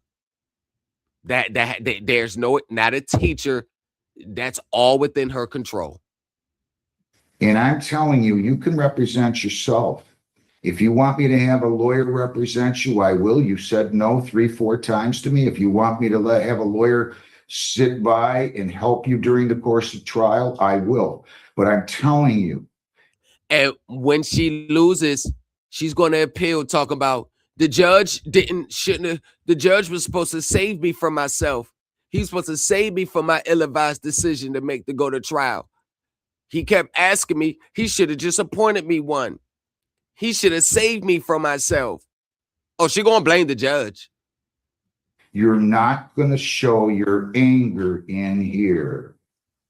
And I didn't talk to Judge Hessen about this, but I've heard enough from staff members. Anger doesn't go well with jurors. And I'm not going to put up with yelling and screaming and blurting out and doing these other things that were expressed to me that you did. You want to represent yourself? That's fine. But I want to caution you. You are going to hurt yourself. That booking video, whether you think you're right or not, showed the extent to which you have an anger issue, and that's fine. Exactly. Thinking they know more about a system than what they really do. Thinking they know more about court than what they really understand. The stubbornness, the pride, and the ego of pro se litigants in this space, they are blinded by it. It's fine. Everybody has this issue. It's not going to help you. It is not going to help you. And I'm here to caution you that no juror in the land appreciates people acting disrespectfully and with anger. Now, I'm going to ask you one more time. Are you sure you don't want a lawyer to represent you? Pardon me? I'm sure I don't want a lawyer. Are you sure you don't want a lawyer assisting you during the trial? No, sir. You don't even want to stand by a counsel where you can just run something by them? Once again, this is another problem with pro se litigants. They don't ever want to run none of their stuff through someone's eyes that's going to be adversarial. They don't want to stress test any of their documents. You can't run your own documents through Chat GPT. You already told it what you wanted it to say. You already told it to create an argument out of a tender of performance. You already told it to cite cases that you didn't want to look up and verify. And even if you verified it, how do you make sure you know you got the proper interpretation of that case? Has that case been overturned? Did the judge come out with a subsequent ruling that narrowed your arguments in the case that you're trying to make? Do you actually understand the case law that you're citing? Do you know how to argue it? Do you know how to tie the reasoning in that case and apply the same reasoning to yours? Are the facts and elements even aligned? I know in pro se litigant spaces, all you got to do is take one sentence from a case and apply it to your whole case. But is that good enough? See, these are all the questions that needs to be answered honestly. But the pride and ego in pro se litigants will refuse to let them recognize any teeny defect in their understanding of court. According to them, they know it all. Okay, now, so then let's get this straight. You understand you're going to have to conduct yourself professionally, right? Yes. You understand I'm not going to put up with that nonsense that I hear when I'm in the other courtroom, right? You blurting out in front of a jury like that is absolutely outrageous. I was being suppressed. I was being suppressed. Yeah, I would look at this. This is a prime example. I was being suppressed, so I'm going to blur out and act like an animal in court. When do you see professional attorneys, when they feel like they're being suppressed, respond? This is why you have the appellate courts. I was being suppressed, so I'm going to violate all rules of decorum, all rules of professional conduct, because I was being suppressed. If a lawyer did that, they may lose their license. And this is why many pro se litigants, the last thing they should be is in front of a typewriter typing their own case up. Remember, they only jump and get paper and pen and get ink when they feel they've been aggrieved. When the emotions kick in that they're mad, their next step is a lawsuit. So they're already writing a lawsuit from a mad victim mindset instead of writing it from a clear head, wherever the facts take you, emotions out of it. I see emotions and allegations of fraud and just total content. Pro se litigants have no respect for the court process. Don't tell me this. You don't act like that. You have the right to appeal. Greatest system in the world. What did I just say? He just said you have a right to appeal. You felt like you was being suppressed. You have a right to appeal. You have the right to appeal. You have the right to advance arguments on appeal, but you do not have the right to act unprofessionally. I wouldn't put up with it from a defense lawyer, a prosecutor, a police officer, and I can promise you I'm not putting up with it from you. And I'm trying to tell you, for your own protection, I'd like you to reconsider having a lawyer. The judge is trying to help her, but she doesn't want to hear any of it. Have you responded? No, because they never do. What she hears is, you try to tell me I'm incompetent. You try to tell me all this hours of research and running through chat bots and props that was often in vain. To all of her arguments. I was just handed a number of motions this morning. I'm not putting up with this motion filing garbage all the time either. What's the substance of the new motions? You can't just come in and give prosecutors a motion hearing on the date of the hearing. Told you. No understanding of the rules and procedure. None. Zero understanding. Zero. That's what you get. It's a pro se litigant space. And then y'all wonder why 97% of the time you getting your ass handed to you on a silver platter with a side order of coleslaw and a Diet Coke to go with it. And you wonder why. And this is why you have trauma bonding panels, where they come and bond through losses and defeat only. Common services and tactic. And expect a judge to hear. I read this, believe it or not. Well, I could have mailed it to her, but she just responded to my motion to disqualify her yesterday. And so I prepared my Because you didn't file it till what did you file it? The 18th it was timestamped. Yesterday was the 19th. When did you want to respond? On the 12th? I mean, she gave me the discovery. Ma'am? 12. There you go. She gave me discovery, so I'm going to get back at her.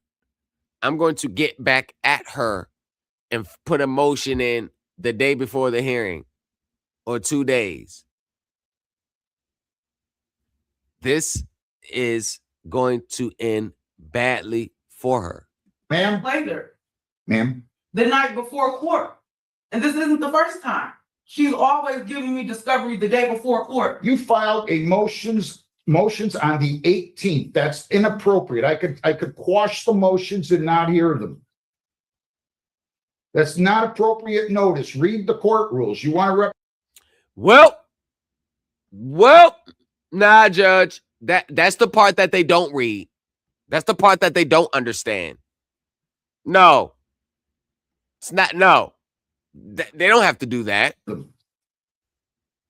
That's not appropriate notice. Read the court rules. You want to represent yourself. You're going to have to read and understand the court rules. And that's the problem. You can pull things off of AI, but you need to understand when you filed, you claim she was proceeding under state law. She wasn't proceeding under state law. That is a typical AI hallucinated argument. They think just because they can pull some off AI, cite cases that don't exist, now they understand court. And they never recheck this. I mean, think about it. How you going to check your stuff to make sure it's accurate when you didn't even understand what's really going on when you first filed it or first typed it or first had AI put it together? You don't really understand. She can't make an argument out of that. Somebody she's practicing under state law. You see that? That is a chat box response that's telling pro se litigants what they want to hear. And they're taking these chat box responses and filing it in court without even verifying.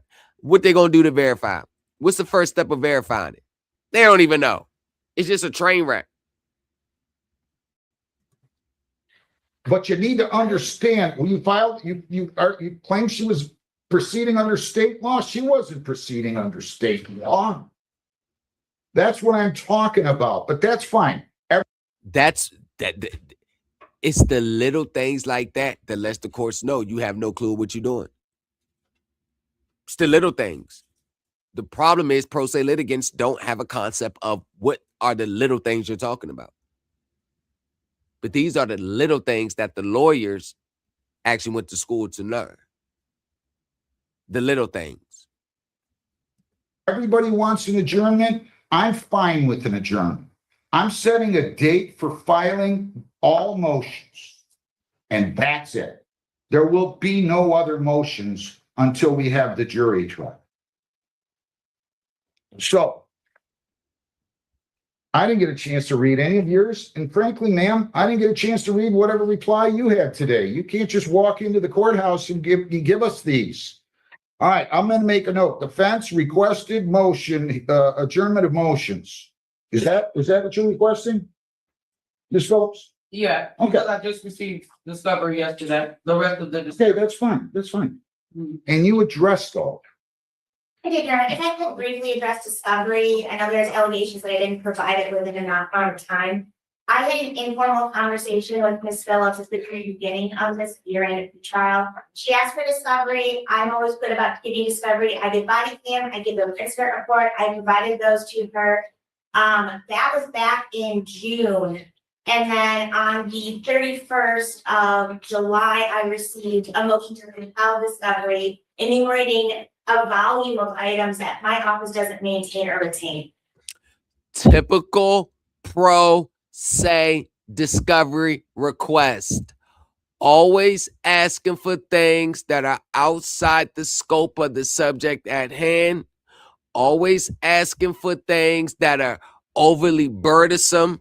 Always asking for 20,000 different pieces of paper from 20,000 different parties that are normally protected under the confidentiality rules. Always asking for things that are broad, never narrowing down the discovery request for the specific subject at hand, and always asking for things that are 100% outside the scope of the subject matter at hand. Typical pro se litigant discovery requests. Typical. Of course, that never fails. A volume of items that my office doesn't maintain or retain. So I got that list over to the Rossman County Police Department. They got that to me yesterday, and I uploaded that all to Ms. Phillips within the 21 deadline for that discovery. Thank you. I've never found you uncooperative with defense lawyers, defendants, or anybody else. Of course, because they understand professional courtesy amongst each other, the professional decorum. What's the problem here? It's the pro se litigant that's the problem. That's the problem about this whole case. The one who's being tried is the problem. It's not the state's attorney. It's not the judge. It's her. She's the problem. But in her mind, everybody else is the problem but her. So let me be clear. I've never found you slightly misrepresent anything into this courthouse. Not in this courtroom, you haven't. Thank you. Let me guess. Now you're being biased. Now it's unfair. Now, we're going to proceed in an orderly fashion.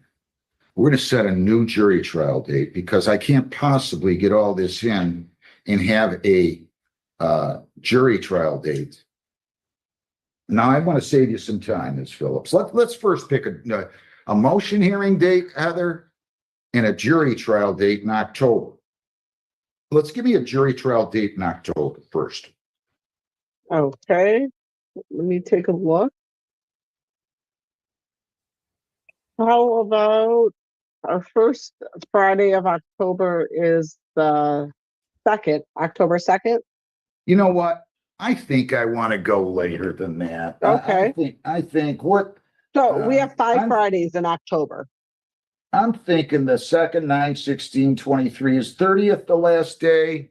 That's correct, Judge. We're gonna set a jury trial date of October the 30, unless either one of you are not available at 8:30 in the morning. Are you available? I'm available. Are you available? Jury instructions are due. Because I just have a feeling I might have more of a problem on this one. They're due by October the 16th. I'm hoping you two will exchange information.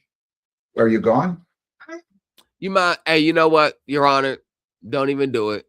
Just make them file their own. Just make them file their own. Your Honor, but I know that generally I always work with opposing counsel or defendant about putting together stipulated jury instructions.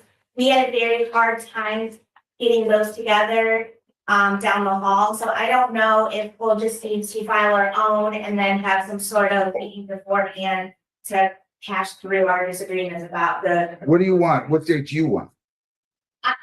There you go.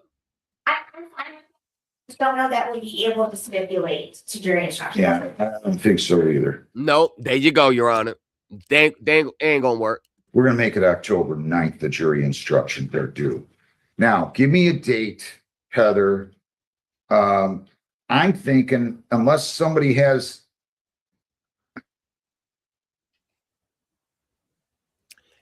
What do I have 2 weeks from today, Heather?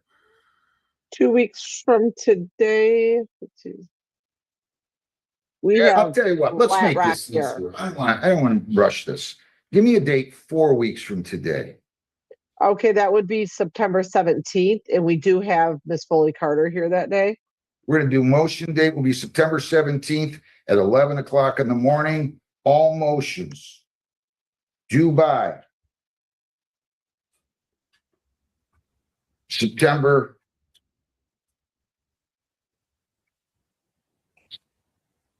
7th and must be served on opposing counsel. Now, that's what I'm going to do. So motion hearing date, final pretrial will be September the 17th. Jury instructions due by October 9th. And I want another date the following week, review of jury instructions to make sure everybody's all set on that. And that should be October the 16th or 15th. Let's see here. That would, oops, sorry. You said October, that would be 15th. October 15th. Yes. October 15th, and that'll be at 11 o'clock. So you're going to get 3 dates, and you have to write down your jury instructions that you two are going to hopefully agree on by October the 9th. We're having a final pretrial and motion hearing September 17th at 11. Can you imagine the pro se litigants jury instructions? Hey, did the police officer cuss at me? Hey, was the police officer raising his tone when he told me to leave? All motions are due by September the 7th. Responses due. 17th. No, September 7th. We're having a motion hearing date on the 17th. Responses due by about 2-3 weeks. September 2-3 the 14th. Yep, about 2-3 weeks. By noon. Okay, so all motion responses. Due by September 14th. Motions are due by September 7th. Motion date will be September 17th at 11. Jury instructions are due on October the 9th. Review of jury instructions to make sure we have everything in order, October 15th at 11. Jury trial date, October 30th at 8:30. I'm taking all these home. I'm not going to, pardon? October 30th? Yes, that's the jury trial. I'm taking all these home. I can tell you, I'm not going to grant your motion to dismiss for reasons that I've stated. And there you go, right there. She couldn't even let the judge finish why he wasn't going to grant the motion to dismiss. You hear that combative, argumentative nature? That's fine. That is a passive-aggressive way of saying, oh, so what? F you, judge. Oh, you don't want to give me what? F you. See how fast she said? That's fine. It never fails. On the record, I want you to know I did look at the video. I want you to know I didn't even read any of these responses on this. You didn't have a response until this morning, and rightfully so. You only got it on the 18th. She's right. I'm not going to let anybody talk about the fact she was charged with or convicted of stalking and or telephone harassment. Good call, Judge. Good call in favor of the pro se litigant, because I would have said the same thing. Good call. Good argument. In front of Judge Hessen last week. So we're not going to bring that up. There was a second component of that. I think that it's appropriate only that the jury be instructed that, and I'm going to allow testimony that she was in there for purpose of submitting the fingerprints pursuant to a court order, but there will be no mention of the charges, no mention of what the charges were. I understand, Your Honor. I conceded that point in my. You did? Okay. And then what were the other things she brought up? But guess what? A court order to submit fingerprints. The average jury ain't looking at that as you going there to need identification for a Good Citizen of the Year award. What was the other one I tended to agree with you on? What was your second point? What was the motion? You're talking about the motion in me? Yes. She don't know. She don't know because ChatGPT did it for her. Well, the second point, why don't you just tell the judge what it is? Why do you got to look for it? Told you when they have to put those documents aside and go straight off the top, they don't know. The average pro se, when the judge says, all right, make your argument for your motion, you know what the average pro se litigant is going to do? They're going to pull out their motion and proceed to read the motion into the record. I've seen them do it time and time again. And the judge stops saying, no. You don't have to read the motion into the record. You need to make your argument on it. I am. No. You are reading. We got the motion. We read it. It's time to make your argument. And there you go. Right there. It's always, okay, argue this now. This is when it falls apart.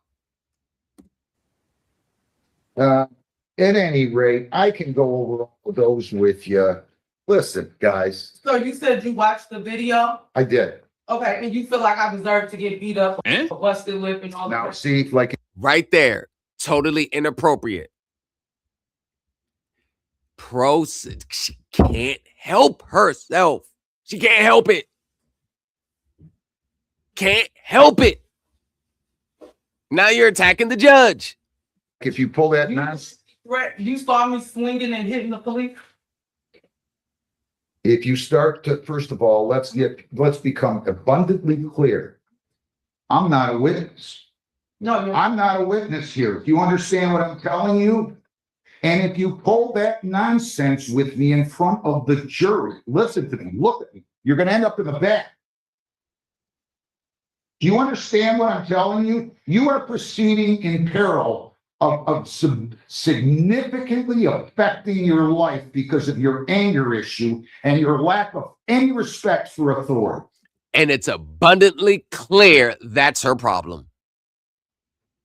It's abundantly clear that is the problem right there. This is your typical average pro se litigant mindset in this space. It was abundantly clear to anybody watching that you were simply going to be uncooperative. Now, on purpose. Disagreeable, uncooperative, on purpose. Because the court system and their police officers and the judges and lawyers are all the boogeyman. They're out to get you. Your name was pulled out of a hat and they're out to make your life a living hell. Well, what did you do? I ain't do nothing. Well, they just came and knocked on your door and arrested you. Well, no, they were saying I had to remove back up. I was too close, but I have a right to be wherever I want. I have a right. Oh, there you go. I see it. Abundantly clear to anybody watching that you were simply going to be uncooperative. Now, whether they were justified in their actions is a question of fact for the fact finder here, the jury. I was uncooperative. Did you hear what I said? I did. All right, don't argue with me. I'm not arguing. You are not to argue with me. Can't shut up. Oh, gotta respond. Gotta respond. Can't just shut up. She got to have a comeback. And this is there. I got to defend myself at all costs, even to my own detriment. I got to defend myself and stand on my rights. That judge ain't going to say whatever he wants to me. I'm going to defend myself. Defend yourself right off the fiscal cliff. Because 98% of pro se litigants all lose because of their own self-inflicted wounds. They do it to themselves. Rarely is anything just done to them. They bring it upon themselves. So I don't have no sympathy for them. So I don't make excuses for them. So why a lot of them get exactly what they deserve. I have no sympathy for a pro se litigant. Did you hear what I said? I did. All right, don't argue with me. I'm not arguing. You are not to argue with me. They do not pay me enough money to argue with you. Okay, sir. You got it? Are we done here? No. There you go. There you go. Can't help herself. Combative, disagreeable. This represents 98% of the people in these spaces. This represents them. This is them. She's a reflection of them. Can't help themselves. She can't help herself. No control over her mouth. No control over her toes. Don't understand the concept that you don't hold the power. You're not in a power position. You're not going to win this. With you. Okay, sir. You got it? Are we done here? No. No, we're done when I say we're done. Okay. But I'm telling you, you are going to get yourself in a lot of trouble. You act anything like you acted down there, I'm telling you, you're going to end up in the lockup.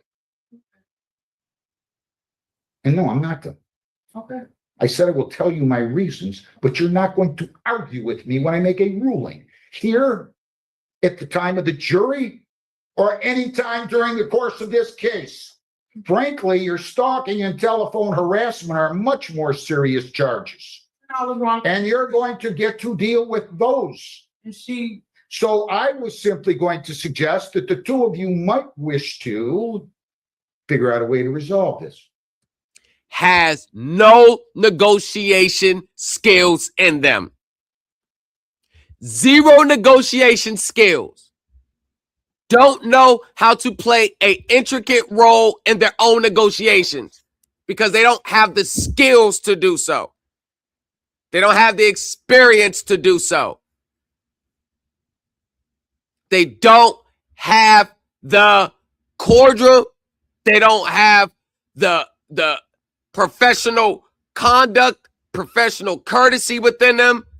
They don't know how to land the deal and get it done. They don't.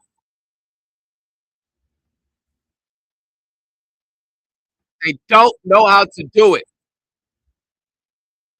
It's this. Jeff Gamble. Mr. Gamble, how you doing, sir? I'm doing well, thanks. This is Lamont Thomas. Yeah.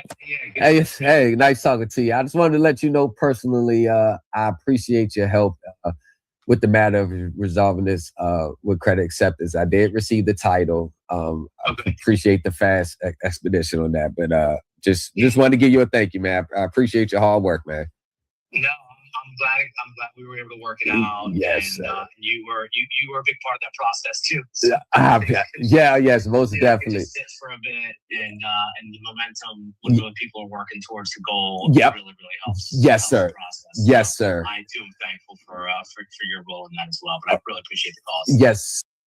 Do you think I'm just being combative? no professional courtesy. They don't know how to act like a real attorney. Don't understand there's an unspoken rule of professional courtesy amongst attorneys. Hey, Mr. Thomas, like, you know, I'm asking the court for extension. You don't mind, dude? Nah, go ahead. You need extension? Go ahead. Give me more time. Nah, unopposed. All right, thank you. Hey, thank you for that filing. Thank you for the good faith that you shown through that filing. They don't understand acting in good faith. Everything is a fight for my rights, and you don't win shit.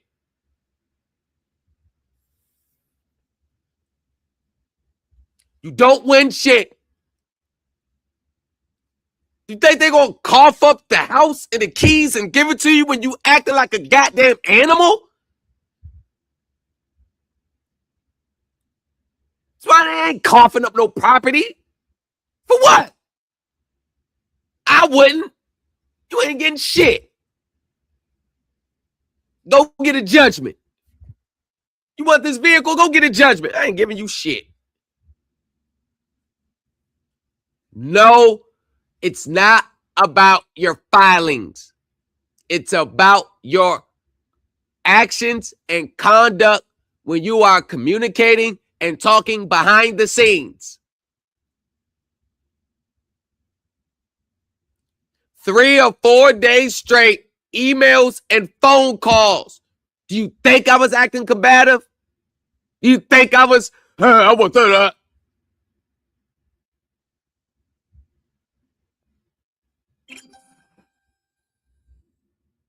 So don't act surprised if the 16 months to put it together, settlement took a day. As soon as I had a conversation with him, we immediately went to settlement. One phone call with him. Working together to resolve the issue, not working against them. We work together.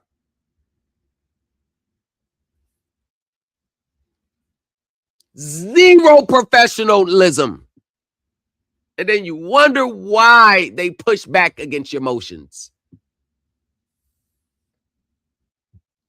Then you wonder why they oppose your discovery requests. Then you wonder why they invoke the arbitration clause.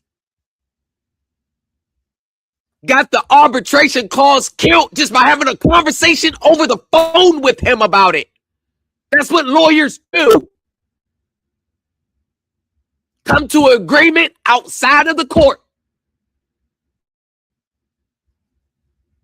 So the agreement was to not raise the arbitration clause, which they do 99% of the time.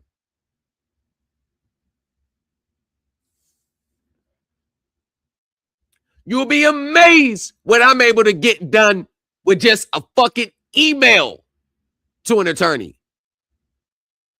Not a filing, I gotta throw it on the record, and I gotta go to court and fight for it. I can get shit done with the email.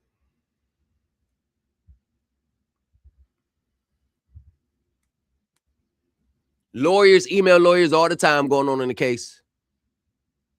Because lawyers know there's no need to always bring something in front of a judge if we can resolve the issue through a phone call or email. Pro se litigants, they don't understand that. They think everything has to be a fight. And then half the time, your ass is in default anyway. Oh yeah, that goes good for the negotiations, of course. Yeah. Nobody's saying roll over, be their doormat. Nobody's saying not enforce your rights. Nobody's saying not oppose when you have legal grounds to oppose to something. But you don't have to fight every single battle with the lawyer. It's called extending grace. I'll extend this grace by withdrawing that suit. Hey, you can extend me a grace by this. Hey, I'll concede this, you concede that.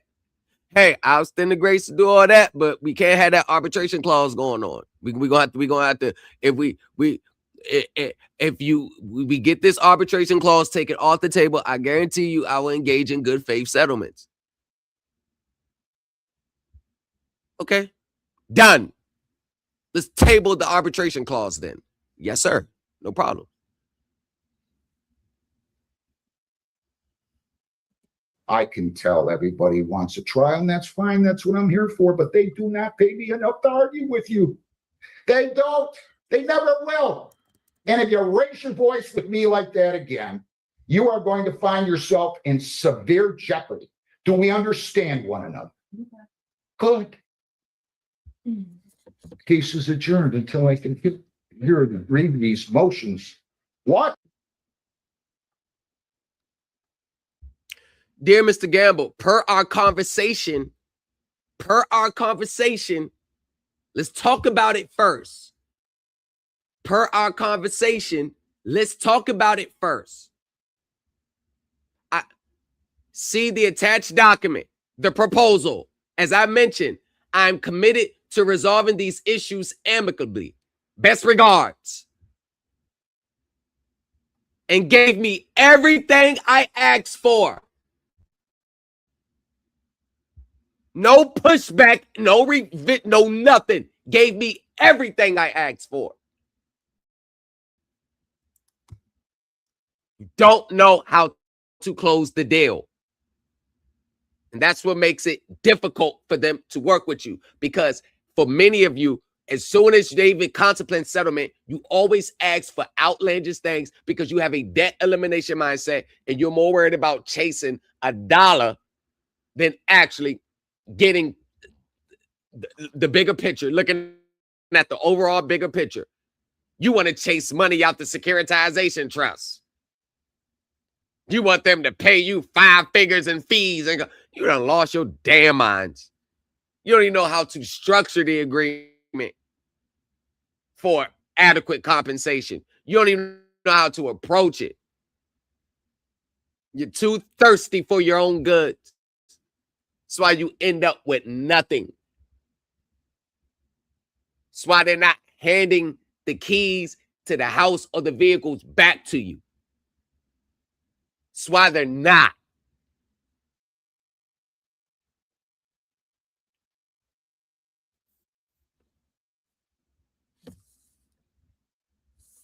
Think it's all about what you filed on the record? Shit, I wish. By October the 9th. Until this morning, and rightfully so, you only got it on the 18th. She's right. I'm not going to let anybody talk about the fact she was charged with or convicted of stalking and or telephone harassment in front of Judge Hessen last week. So we're not going to bring that up. There was a second component of that. I think that it's appropriate only that the jury be instructed that, and I'm going to allow testimony that she was in there for purpose of submitting to fingerprints pursuant to a court order, but there will be no mention of the charges, no mention of what the charges were. I understand, Your Honor. I conceded that point in my. You did? Okay. And then what were the other things she brought up? What was the other one I tended to agree with you on? What was your second point? What was the motion? You're talking about the motion in me? Yes. Let me. At any rate, I can go over all those with you. Listen, guys. So you said you watched the video? I did. Okay, and you feel like I deserve to get beat up, busted lip, and all that? Now, see, like if you pull that mess. You saw me swinging and hitting the police? If you start to, first of all, let's become abundantly clear. I'm not a witness. No, I'm not a witness here. Do you understand what I'm telling you?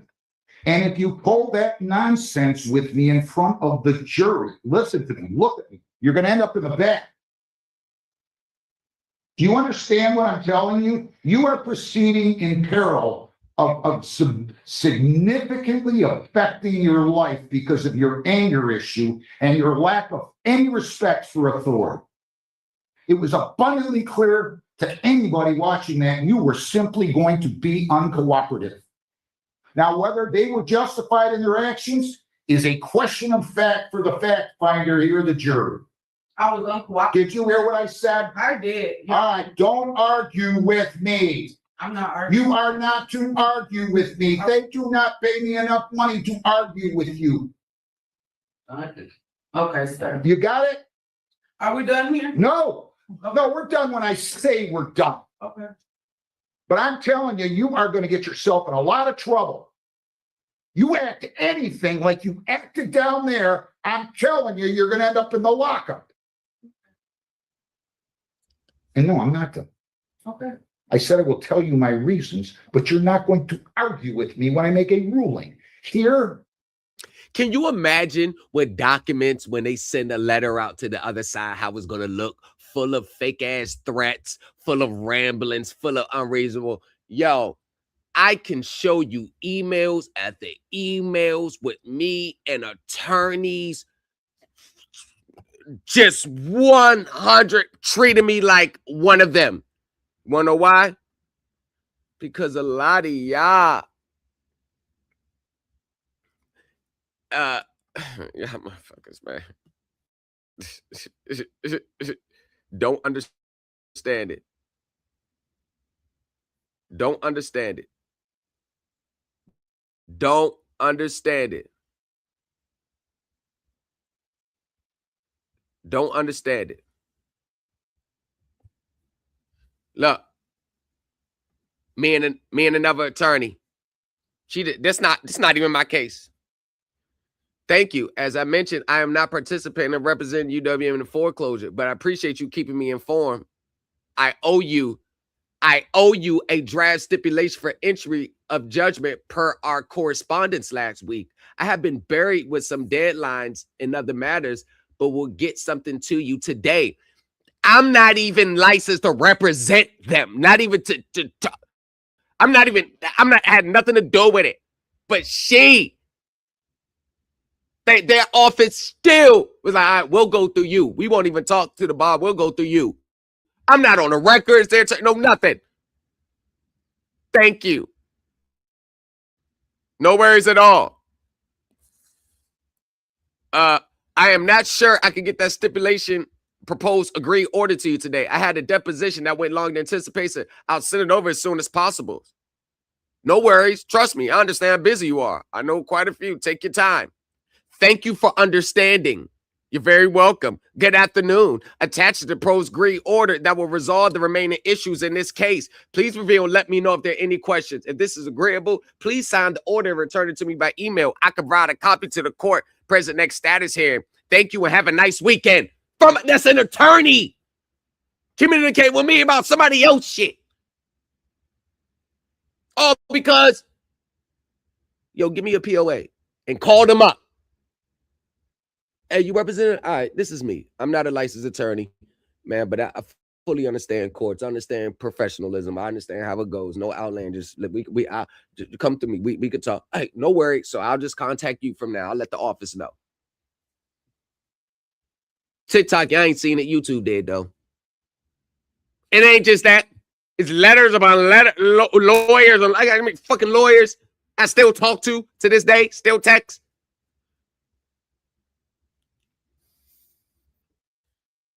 She's the one that gave me some of her study courses when she was in law school. I said, hey, man, in law school, do you have anything you can, share with me about? Here, this is what we're studying here. Hey, thank you. Thank you, man. No worries, Mr. Thomas.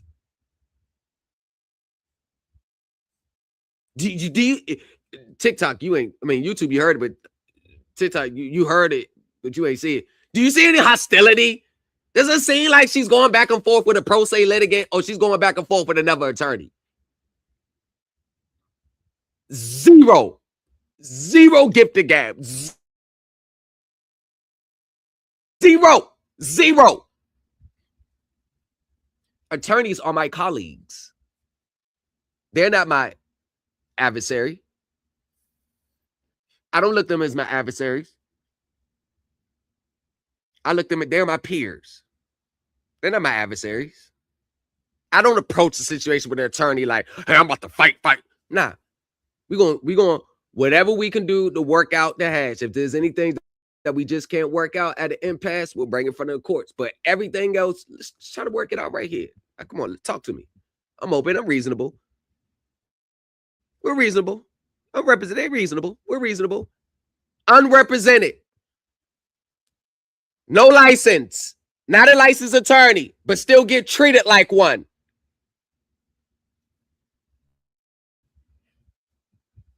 This is her problem right here. At the time of the jury or any time during the course of this case. Frankly, your stalking and telephone harassment are much more serious charges. I was wrong. And you're going to get to deal with those. So I was simply going to Can't shut up. Got to get the last word. She has to have the last word. Pro se litigants always has to have the last word. suggest that the two of you might wish to figure out a way to resolve this. I can tell everybody wants a trial, and that's fine. That's what I'm here for. But they do not pay me enough to argue with you. They don't. They never will. And if you raise your voice with me like that again, you are going to find yourself in severe jeopardy. Do we understand one another? Good. Case is adjourned until I can read these motions. Watch your look. Walked out with an attitude. Just look at her. You think she's gonna win this case? I would never. This lady, I don't give a damn. She couldn't pay me enough to even want to attempt to assist her. She couldn't pay me. You wanna know why? Because she is going to be combative with me. You know, she's the type of person that reaches out for help, but they got all the answers for themselves. They the type that'll reach out, and but they got all the answers. Come out, come back here. Just don't sit down. Get back here right now. What did you say? I said, have a great day. You better watch your mouth. You think I'm going to put up with the nonsense that you gave them in the police department? You are dead wrong. I know you did. You don't think you do. You have a serious anger issue. There you go. I didn't do anything wrong. They never do. Pro se litigants can never see the error in their own ways. They can never see that their own drafts, their own briefs are causing them to jump off the fiscal cliff. Don't see it.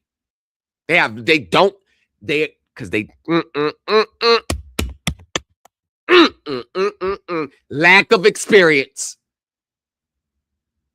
Lack of experience. Try that shit in federal court. Try that shit in front of a federal judge. He let it go on for too long. Her ass, the U.S. Marshals would have surrounded her the very first talkback. First of all, the U.S. Marshals would have surrounded her. The second one, she would have been in cuffs. Going back to get processed, sitting over at the federal detention center until the judge decided to put her back on the docket. 30 days. Contempt of court. 30 days.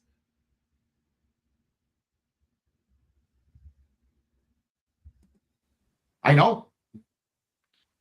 Now leave here quietly.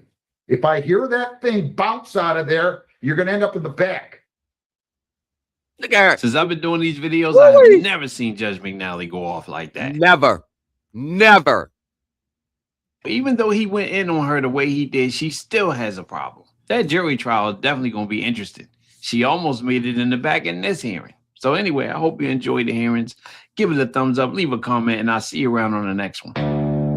Hey, hold on. Walked in chains, but I ain't bowed down. You got the rope, got the gavel, got the whole damn town. But I've been reading, I've been learning, I've been up all night. And I don't need your permission just to claim what's right. Excuse me, Judge, is this a common law court or an admiralty law court?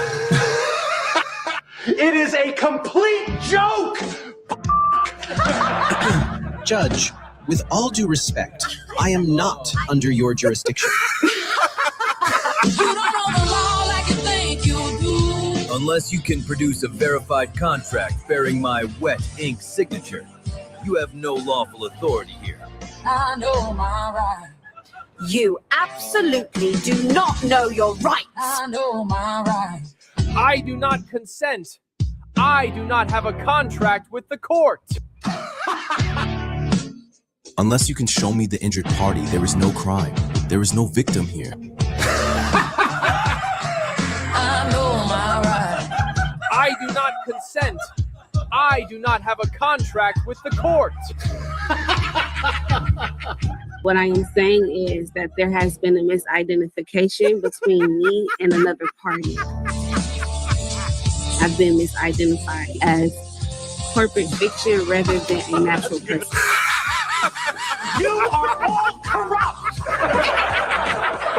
But, Your Honor, you leave me no choice but to conduct a civil arrest and place you into custody. We are absolutely not supposed to laugh at that. Too late. You don't know the law like you think you do. I know my rights. Oh, you guys are so embarrassing. Hey, that was a good commercial. Anytime whenever he has the trial here, and you best believe we're gonna review that one. Pay your rent because of the issue. I have 3 kids. It's hot. We can barely even stay here. All right. So what's going to happen first is Ms. Wheelhorn, on behalf of Breast Sport, she's going to speak first. It's up to her to prove to me that you did not pay your rent for the month of July. And now you ever notice how there's always a defect with the house that tells that in their mind they say I don't got to pay rent anymore. You ever notice it's always a defect with the house, but you never notice they never leave. Oh, we ain't have no water for 3 months. Why you still there? Oh, we ain't have no heat in the dead heat of the summer. Why you still there? Hey man, there was roaches and rats in the house. Why are you still there? Hey, the wall closed in. Why are you still there? They never, ever leave. With all these defects in that apartment, they never leave. We're in August. Yes, we would like possession of the apartment. We'd also like to add August rent. The last payment that was made was $350 and $724.26. We did give the notice with her. It was posted inside the door. How much was that last payment made, Ms. Wheelhorn? It was $350 and it was on 7/24/26, and it's on the ledger. All right, and that brought her balance down to $619.40. That is correct. And then how much was the monthly rent for this year? Monthly rent per month is $1,239 per month. All right, Ms. Smith, here's your opportunity to defend yourself, ma'am. Go ahead. Okay. Well, so really, I was going to pay the July rent once the constable came. That way I can be able to stay. But I had called Miss Carroll, basically wanted to know like how much did I need to pay plus like the court fees and everything. She told me that I would have to pay July plus August. Okay, I understood what she was talking about, but I was trying to just lift the evictions. So I was just trying to pay just like the eviction portion, and what was on the letter that the constable gave me only showed what I owed, the $1940 plus like the court fees. And so I was trying to tell her like, hey, you know, can I pay the July rent? That way we can lift the eviction. And that way, because you guys haven't even filed the eviction for August. She was saying, oh, yeah, that's what we're doing. We're including the August rent with the July. And I was like, how is that? How can you do that if you haven't even served the eviction? Like gave me a post-it on my paper for August. And so she was saying, yeah, we can, whatever. And so even then, like I've been having issues with the apartment since I moved in. Like I've been having like multiple keys that wasn't the right key before I moved in. And then it was just been multiple issues. What I tell you? Yeah, you know, everything she said, it sounds like this to the court.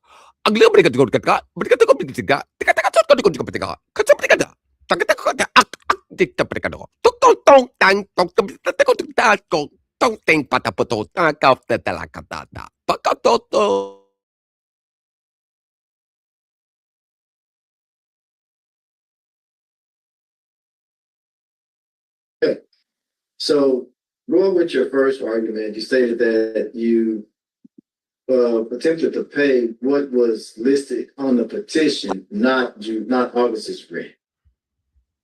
You said what, sorry? I'm sorry. So I want to make sure I understood what you're saying in regards to the citation, everything that you were served by the constable and what you were attempting to pay. Are you stating that you attempted to pay what was stated on the petition? Yeah. Not and not including August's rent, but they needed August's rent as well? Yeah. Okay. All right. So there was a big confusion on your end. Is that what you're saying? You said, what was the last part? It looks like, was there a bit of confusion on your end as to, what you needed to pay to stay? Yes. How much y'all want to bet that she don't even got the money to pay right now? All this confusion, she ain't even got the money right now to pay. How much you want to bet she ain't got the money right now to pay? Okay. All right. So because I'm sorry to interrupt you, because on the paper it showed 90, and then what she said was different. So I was like, yeah, it was okay. So let me ask you this, Ms. Smith. Ms. Bush stated that she gave you a 30-day notice to vacate. That was supposed to be the door. Mm-hmm. Whenever so did you receive that document? Yeah. Okay. And so that document right there starts the process for you to remedy the situation, which is pay your rent or move out. All right. So what they swore to me that they gave you was a 30-day notice to pay your rent or move out on July the 6th. Oh, no, Your Honor. Pay the rent or move out? No, I'm not going to pay. I'm still going to stay. And I'm going to come up with that there is a crack in the corner of a roof that's just due to natural building alignment and just a little teeny little crack that I noticed when I first moved in. No major issues, not affecting the, ability to habitat the unit. And we're going to talk about that little teeny little crack in the hole. And that's why I didn't pay. All right. So the eviction process starts then, not when you're served by the constable. Yes. So, Your Honor, get to it. Ask her, do you have the money right now? And that. All right. So I want to make sure I walk you through this. Yeah, Once you're served with that 30-day notice to vacate, then you have 30 days to pay what they said on that notice to vacate to avoid the eviction suit. That is how it goes. If you would have paid what was required within 30 days from the date that they served you with that notice to vacate, then you wouldn't be here today. AKA, you didn't pay. How much you want to bet the money was spent on other things, though? Huh? How much you want to bet? And let me tell you this. Don't listen to these people talking about, oh, the landlord-tenant laws, they favor the tenant. They favor the tenant. They favor shit.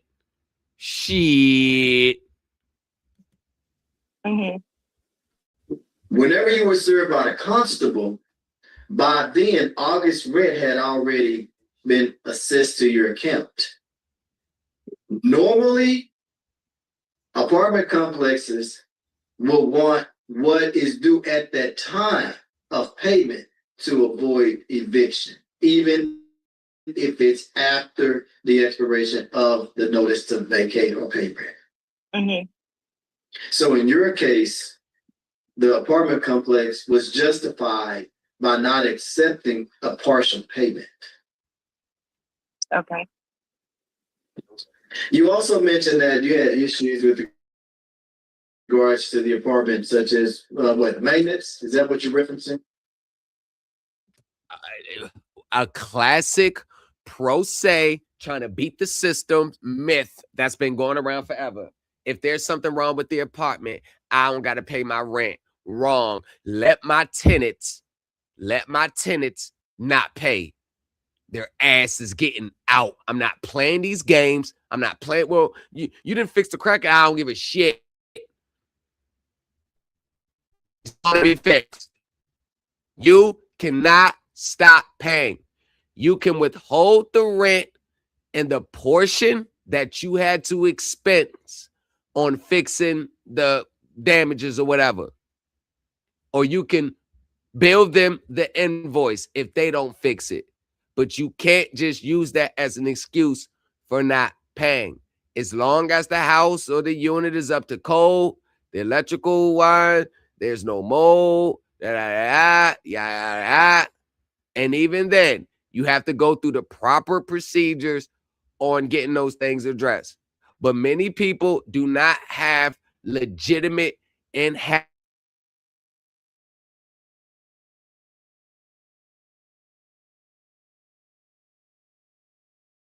issues with that because they're still in the unit by the time they're being taken to court.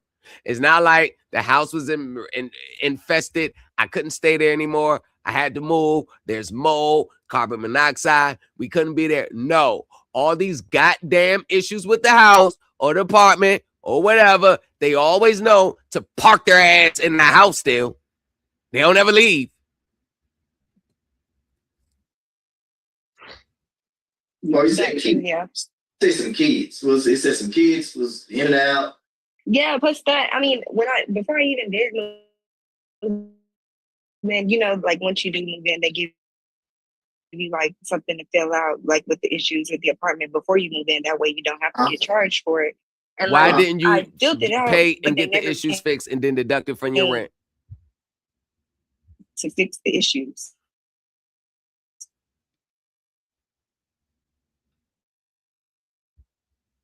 I was like, they just came. What issues are you referencing?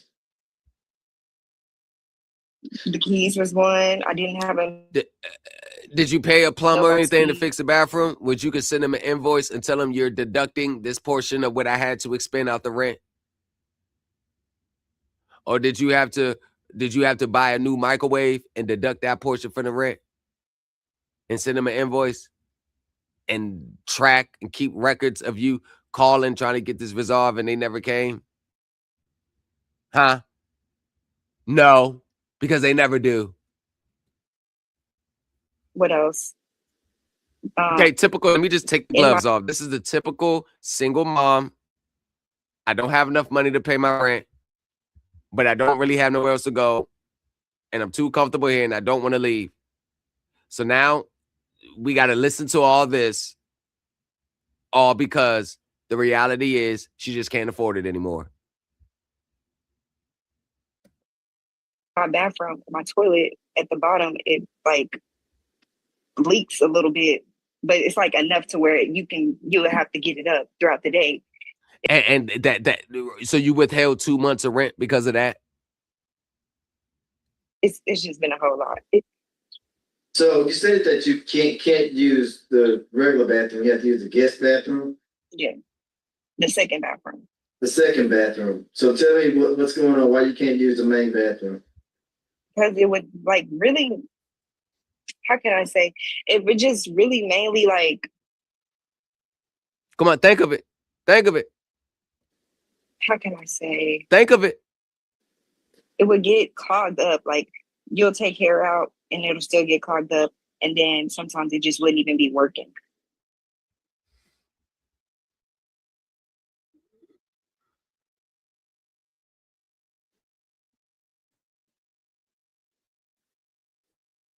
So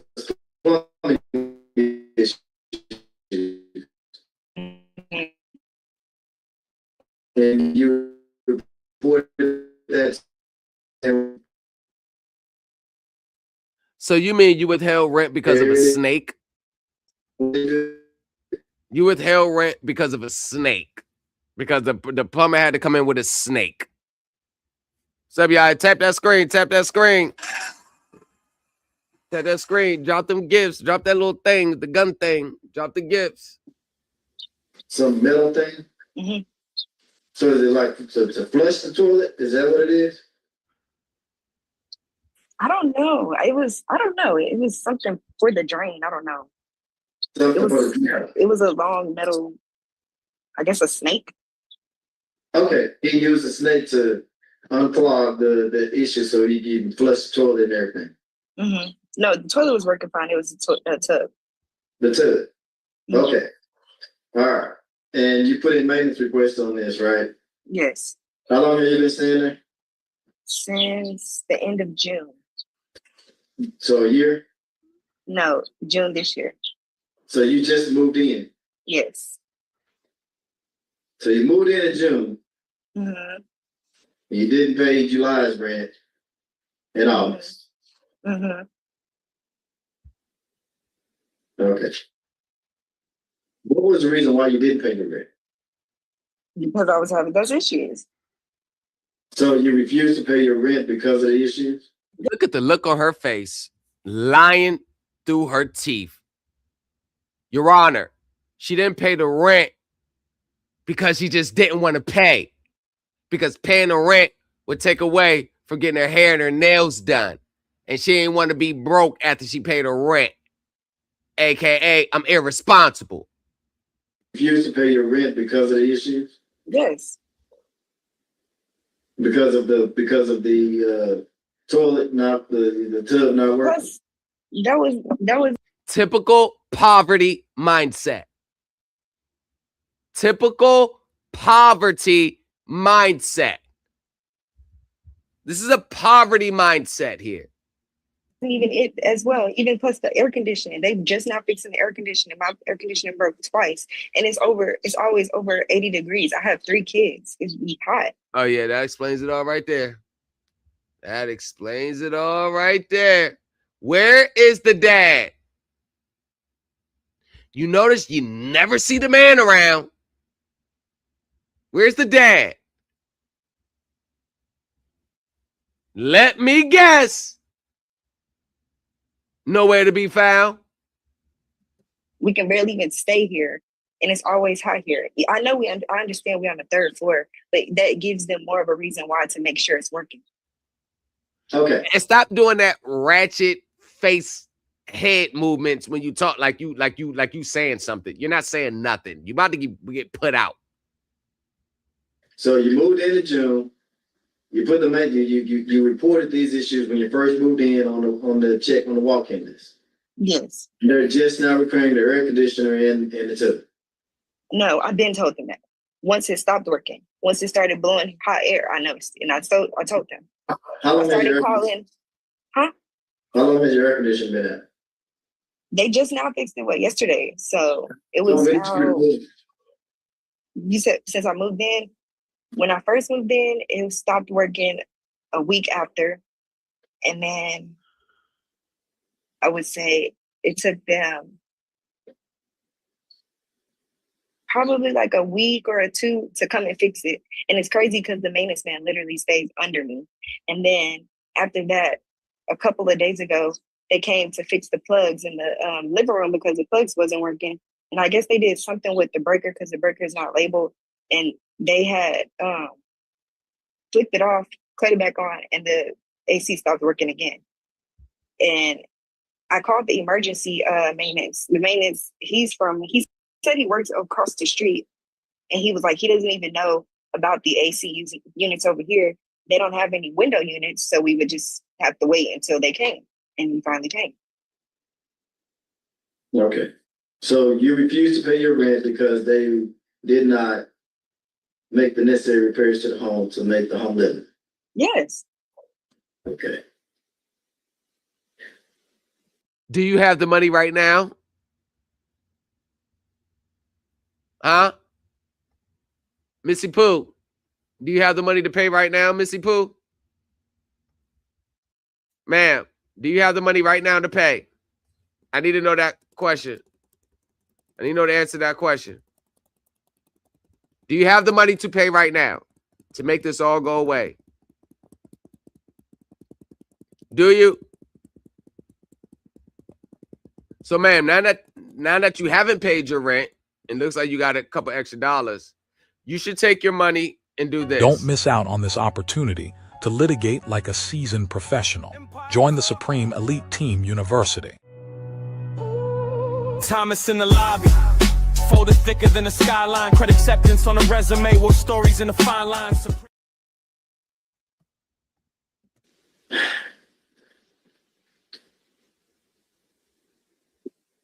You're going about it the wrong way. They all do, Your Honor. And the reality is, she either couldn't afford to pay her rent or just didn't want to pay her rent. I want to make sure that I let you know that you're going about it the wrong way. I want you to hear me out. The first thing that you must do and continue doing is pay your rent on time. No, Your Honor. They don't want to hear that.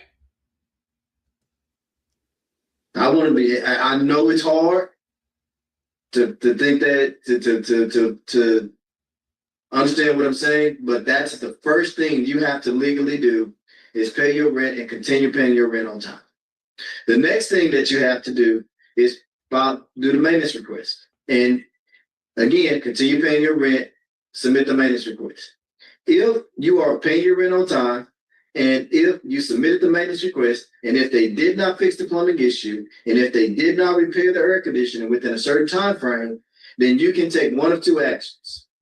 Action one. Your Honor, let's see if you told her everything that I just said in one of these actions. Let's just see. When it comes to the plumbing, you can go through the phone book. I said phone book, and you can Google licensed plumbers in the state of Texas. All right? Get an estimate how much it's going to cost. Google licensed air conditioner or repairman in the state of Texas or in Waco. Get an estimate. Once you get that estimate, if that estimate adds up to be $1,239 for both of them, you would notify the landlord that, hey, look, I paid my rent on time for the month of June.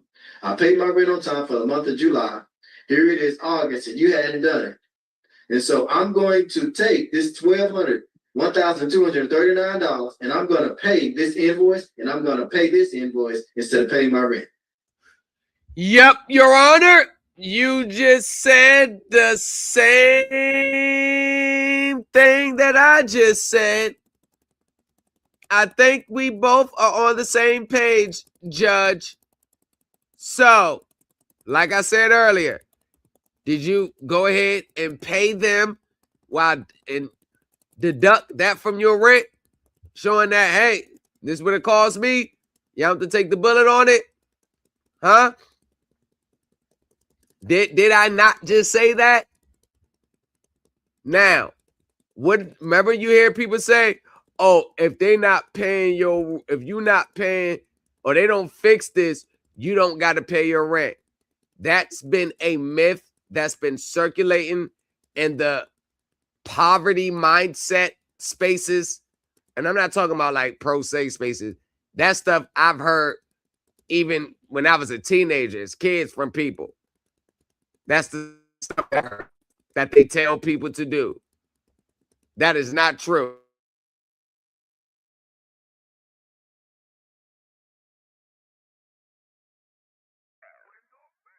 You're rocking with the best. You're rocking with the best.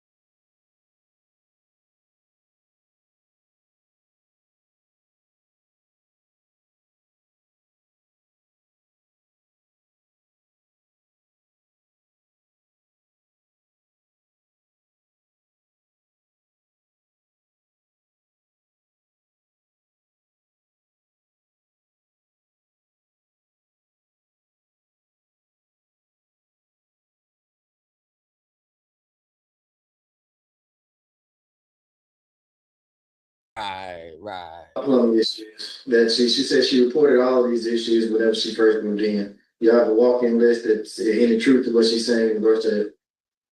When I talked to her that one day I went in there, the only thing I was aware of that they were coming back in was to look at her outlet plates, and that's what they were coming into. I mean, when I walked up to her unit that one day. So there are no records of her making maintenance requests, or no records of her in the walkthrough or documentation showing that she put a request in regards to the plumbing or the air conditioner. Is that what you're telling me? I'm saying I don't have anything in front of me. I don't have everything memorized. I just know when I walked her unit the other day and talked to her, we went in there and her AC was working and we were looking at her outlet plates. And that's the only thing she had mentioned to me when I went into that unit when I talked to her. All right. Now, Ms. Smith, I heard what you were saying. However, I don't have any proof in front of me to substantiate your claim. All right. Therefore, I'm going to rule in favor for the plaintiff, possession of the property. That's 1800 North MLK Boulevard, unit 4301, Waco, Texas 76704, as well as back rent for the months of July and August. That comes out to be $1,858.40. You, Ms. Smith, have the right to appeal my decision. Appealing my decision means that you disagree with my decision and you want your case heard by another judge in another court. You have that right. So if you have that proof that you did everything that you said you did, that was me under oath, bring that proof to the next hearing and appeal it. By all means, you can do that. But in order for you to do that, you must post an appeals bond. All right. In all civil cases, you have to post an appeals bond. An appeal bond is a monetary amount that you have to pay the court. You're gonna stop. You know damn well she ain't paying. You know damn well she ain't posting no appeal bond either. Just stop. You know damn well she ain't doing any of that shit. In order to have your case heard all over again. If you cannot afford that, you need to call Lone Star Legal Aid. The monetary amount that you would have to pay me to have your case heard all over again is $2,478. Okay? You have 6 days. You have 6 days from today's date to appeal my decision. If you do not appeal my decision within the next 6 days, and you are still staying there at the address in question, then they will have the constable serve you with a notice to vacate the property, and it's a 24-hour notice, and it may be done 7 days from today, maybe 8 days from today. I don't know when. But again, if you do not appeal and you do not, and you're still staying there, the constable will more than likely be back over to give you a final notice to move out. Hey girl, girl, you ain't gotta get out, just file bankruptcy. Go ahead right now and file bankruptcy, telling you to indentured. Yeah, they ain't gonna be able to put you out there. Just file bankruptcy, girl. Yeah, bitch, I had to do that last time. I stayed in my place 6 months rent free till my bankruptcy until it was all done. But by the time the 6 months is up, I was out by the 5th. So yeah, you can file the bankruptcy. Hell yeah, file the bankruptcy, girl. That'll stop it. Yeah, file the bankruptcy. Nah, there's this program down there saying that they can't put you out if you got 3 kids and you make a certain amount. So go down there and file a report and tell them they're trying to put you out with it. Hey, go down there to the cold. Go down to the colder zone. Try to look for anything that's wrong with the department. And how much you make? Not enough to want to talk about. All right, they'll do 1 free assessment a year. And if they find any violations, you can take that to court and make them reinstate and fix it. You ain't got to pay your rent, and they're going to let you stay in the house too. You do not comply with that final notice, they will be back over there to act as security. Then the maintenance personnel will be able to peacefully and safely remove all of your personal belongings from inside of the unit and place them outside of the unit. Do you understand everything, Ms. Smith? Famous! All right, good luck to you both. Just Famous. Famous, I don't know what case this was in. I think this judge is from South Carolina.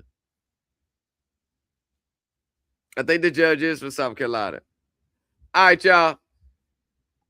Those are 2 funny, not funny. Nah, it's not funny. I was just making a joke out of it. Actually, that joke was funny because that's what they all be saying though. So hold on. That's what I ain't gonna lie. That's what they do be saying though. They be looking for any way. Hey, say they don't be looking for any way to get out of pan. They be looking for any way, boy. But I tell you. So, okay. I forgot the closing act for today. I forgot. I was about to get up out of here.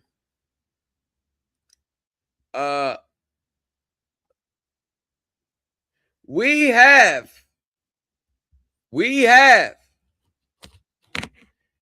Loan Depot has just I made a mistake, y'all. They did send the statement for August. They did send a statement for August. So I went back because when we filed the motions in limine and all that in the exhibits, we had up to July statement. But I reserve my right to amend it and add it.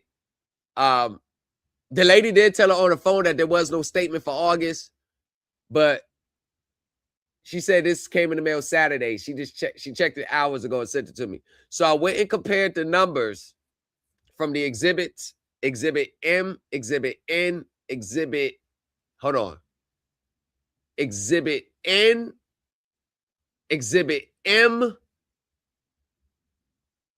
Exhibit A, B, C. So Exhibit A, B, C, M, N, right? And this is, and I had to restructure the exhibits to account for. So I have a mathematical formula that I use to actually run the numbers. And it's a mathematical formula that I use to add the look at the difference between the new statement and the last statement and look at the discrepancies. You know, some of I time it by the percentage rate, interest rate. Then I go back and divide it by how many days late. Now, how many months late, how many days late. So it'll be numbers times by the interest, go divide that by the late days and find the approximate numbers. So this one right here, same game, what is it? It's called 4 documents, 1 category, $4,506.25 apart. Every time they send a new, I told you, accounting numbers are very stubborn. Once one number is off, the whole thing is off. And just because now they didn't file anything on the record. They just sent her, I guess, standard. They sent her this,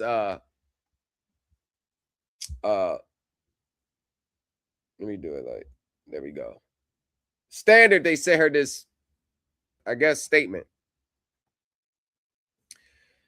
So what happened was, y'all, plaintiff mailed the borrower a mortgage account statement dated August 17th, 2026.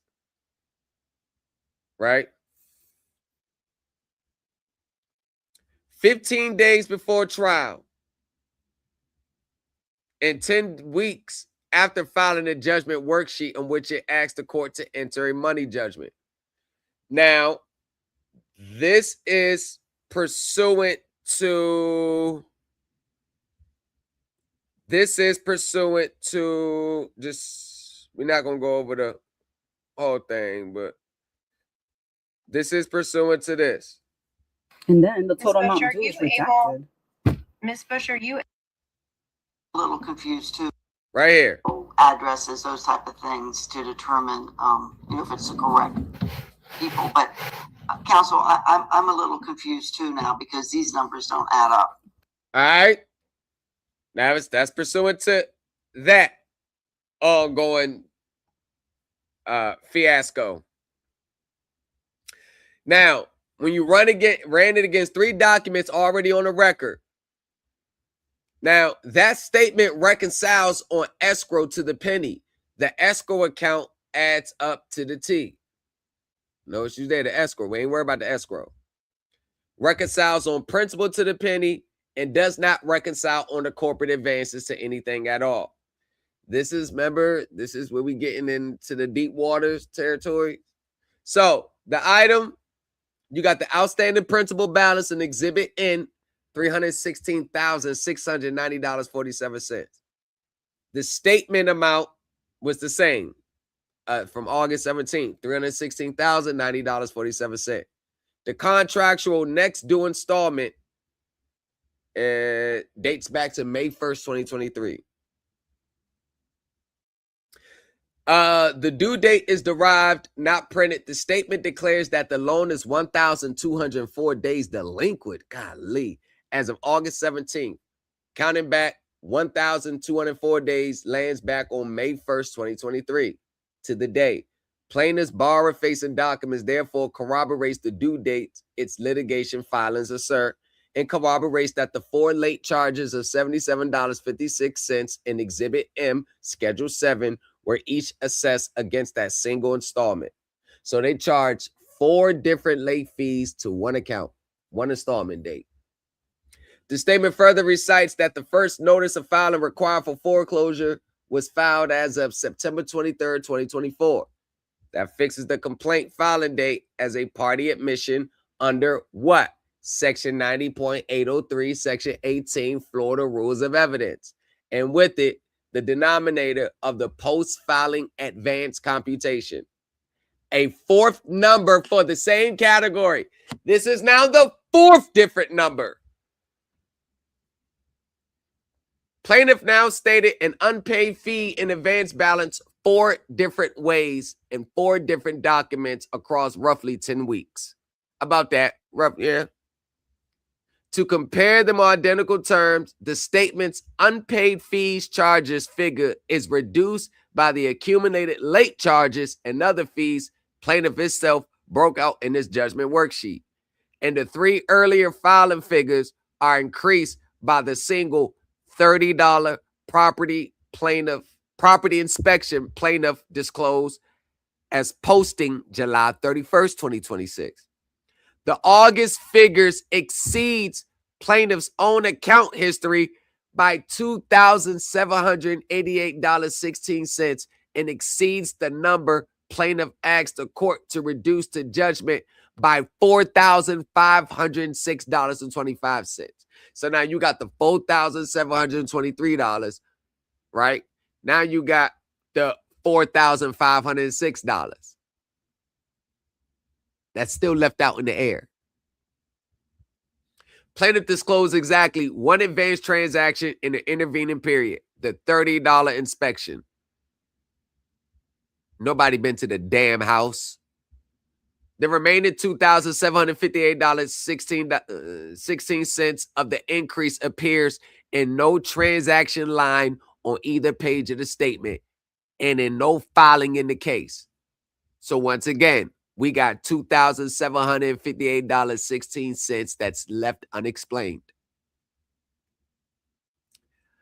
Now, so the pre-filing advance, 13 entries in Exhibit M is $1,724.59. And the updated statement is the same. About on or after September 23rd, 2024, in Exhibit M, it's $18,343.90. That's the amount I computed that has been tacked on after the foreclosure filing date.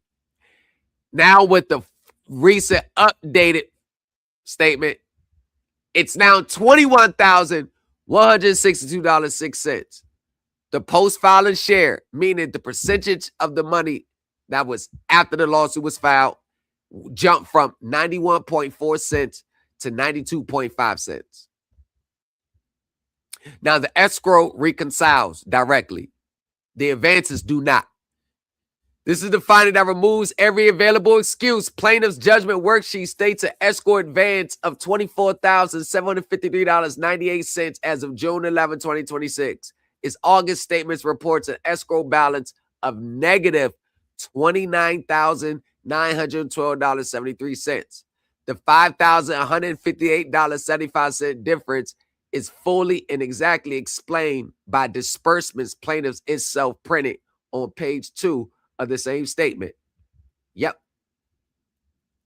So now you got the escrow advance per their Exhibit 5, June 11th, 2026, $24,753.98. Mortgage insurance advance, we times that by 3, June, July, and August. Because instead of doing 1 month, put in 3.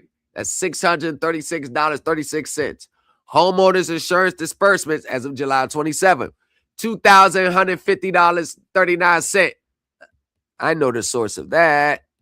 Flood insurance disbursements, July 27th, $2,372. Now ask yourself, you got homeowners insurance disbursements, $2,153.39. Now you got the flood insurance disbursement, $2,372. See, this is the trick that I'm going to use the old guru cliche. Nobody's going to tell you. There was no flood. There was no flood. Homeowners insurance disbursement. This is right here, non-payment. But there was no flood to trigger the disbursements.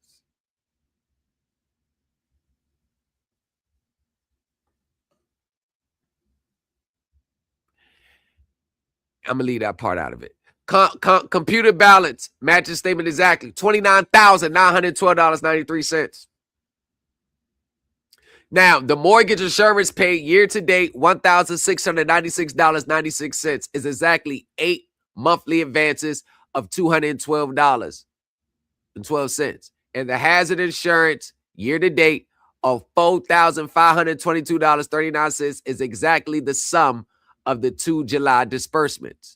Plaintiff's platform demonstrably produces exact, reconcilable, cross-reference escrow accounting. That precision is simply not applied to one category plaintiff cannot document. The only category for which no invoice, no payee, and no service description has been produced for any of the 105 charges. The statement refutes the explanation for the missing charges. The statement, once again, the August statement is now evidence against them. Exhibit M scheduled for identified 9 charges totaling $989.59, including a single charge of $810 posted February 12th of this year. That appeared on plaintiff's internal account history and appeared nowhere on the customer statement furnished to borrowers. Remember I told you about those secret agreements that has nothing to do with the contract? Notice how the statement is always supposed to be due based on a note. You notice how $810 just came out of nowhere. That's not authorized under the note. See, they think I don't have those agreements. They think I don't know. They don't think I don't know how to use that as a source in a reference that shows exactly what they're going to charge back to the borrower that's not posted on the note. That's why it's easy to do this. That's why it's easy to put this report together. The August statement forecloses both natural answers. Its transaction activity block discloses a corporate advance on the customer statement with a plain English description of what it was for. July 31st, corporate advance property inspections, $30. Plaintiff's sister can therefore place corporate advances on a borrower's statement and can describe them by category. Neither our statements do not carry advances, nor our statements do not carry descriptions, survives its own August document. The $30 is carried in the other column as a negative, while total paid reads $0. Plaintiff booked a charge against the borrowers while reporting that nothing was paid. Exhibit M, Schedule 3, already records that plaintiff's ledger contains no advance reversal or repayment of any kind across 105 entities. So you got 2 mutually exclusive accounting methods. So they're using 2 different accountings. in one statement. It was just one. Now August is two. The statement reports an outstanding principal balance of $316,690.47. In 3 lines below, an interest component of $1,543.73 for the September installment at the note rate of 6.125% monthly interest of $1,543.73 corresponds to a principal balance of $302,455.06, a divergence of $14,245.41 between two figures printed on the same page. $14,000 difference just by looking at the statement alone. Unexplained. Unexplained again. Hold on. Unexplained. Hold on. People, but counsel, I'm a little confused too now because these numbers don't add up. Counsel, I'm a little confused too now because these numbers don't add up. Nope. No, they don't. And they don't add up here either. Told you, accounting is a very stubborn thing. Once one number's off, every number's going to be off. You know how much work it's going to take for them to go all the way back and get it right with all these numbers, all these invoices to reconcile it and track it back to its source? Do you know how much work that's going to take Loan Depot to do? Do you know it is, oh my God, you know how much work that's going to be?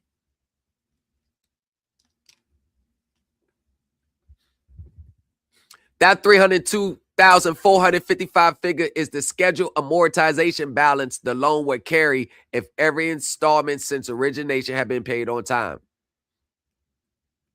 Watch this. Plaintiff is billing the borrowers as though the loan were performing while telling the court that not $1 of principal has been paid since June 2023.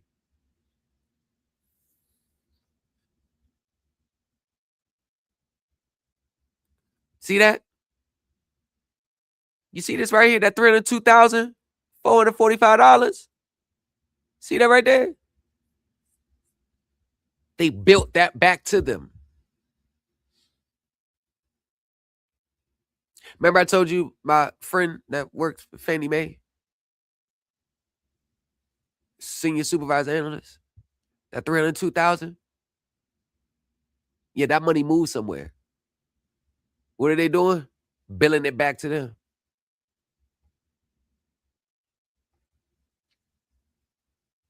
That $342,000. Now they got to explain where that money moved to.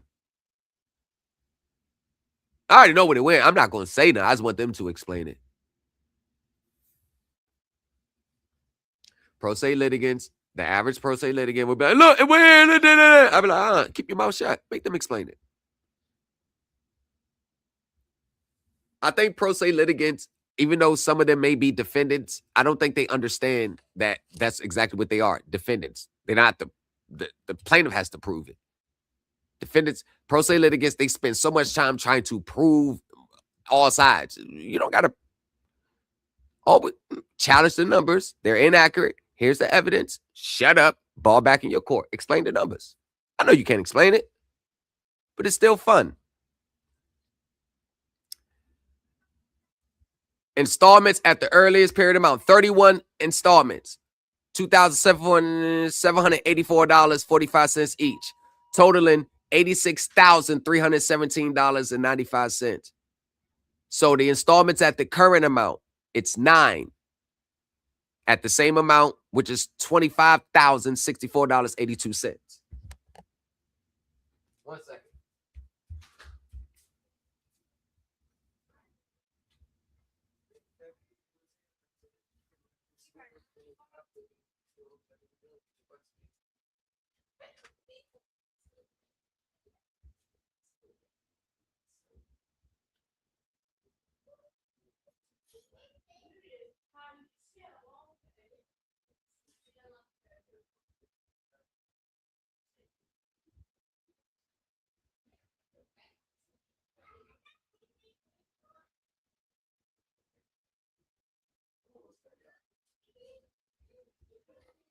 All right, y'all. My bad.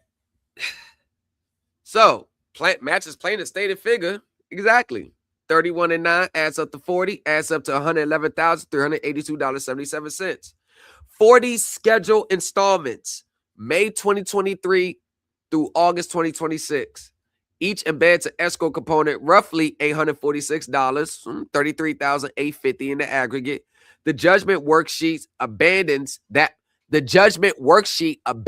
method entirely, claiming escrow as a separate advance balance of $24,753.98, and the principal is frozen at $316,690.47, and interest at a per diem accrual of $53.14. Plaintiff's borrower facing total of $137,396.02 bears no arithmetic relationship to whatever the $422,516.86 payoff it asked the court to enter. Right there. So you had the balance on the statement, $137,396.02. But what they filed in court was $422,516.86 payoff. You see the difference between what they asked the court to enter the judgment in, $422,516.86, to the actual ones they sent to the statement to the borrower, $137,396.02. See that? See, it's not those two amounts. It's when you subtract $137,396.02 from the $422,516.86. Those are what we call the unexplained numbers. You're rocking with the best.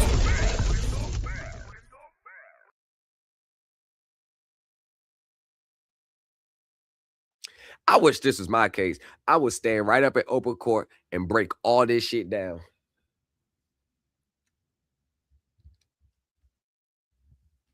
I will break all this shit down in open court. Your Honor, this is what's going on.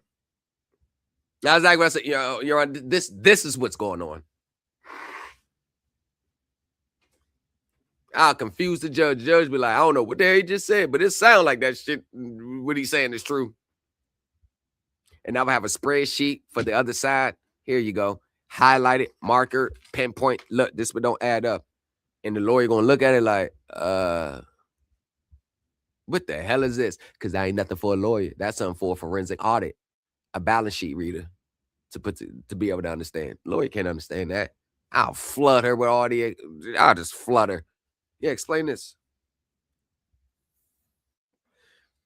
The delinquency notice lists 7 monthly payments of $2,784.98 and labels the column total $137,396.02. 7 payments of $2,784.98, totaling $19,494.86. The printed total exceeds the actual sum of the listed rows by $117,901.16. 16 cents. This is how I took their account statements and dissected. Remember, everything they file, everything they give the borrower is evidence for me. I don't understand why pro se litigants, they'll get the accounts, they'll be like, that ain't enough. You ain't respond to my QWR. You ain't. Shit. That's all I need. Give me that. That's all I need. Give me that. You didn't respond to my shit. Give me that. That's all I need.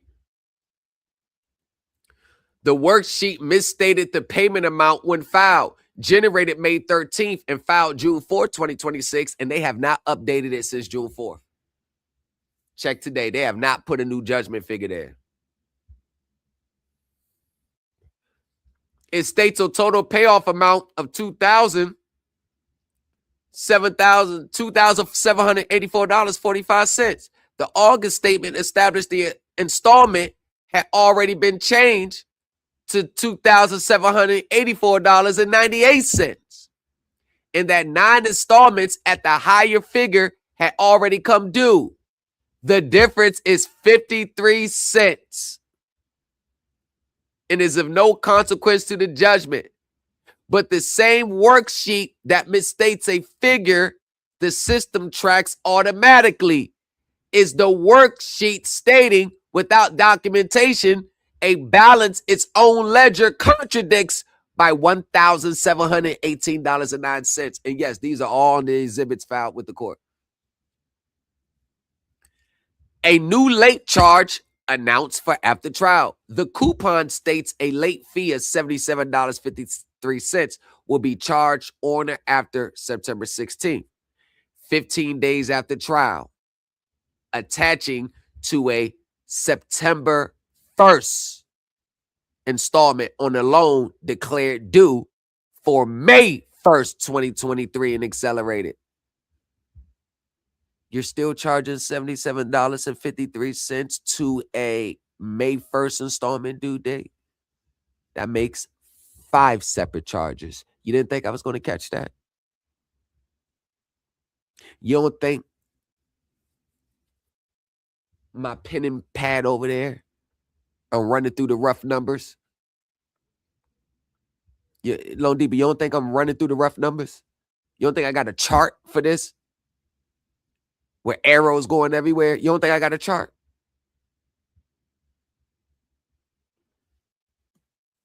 It presupposes all 40 intervening installments were paid.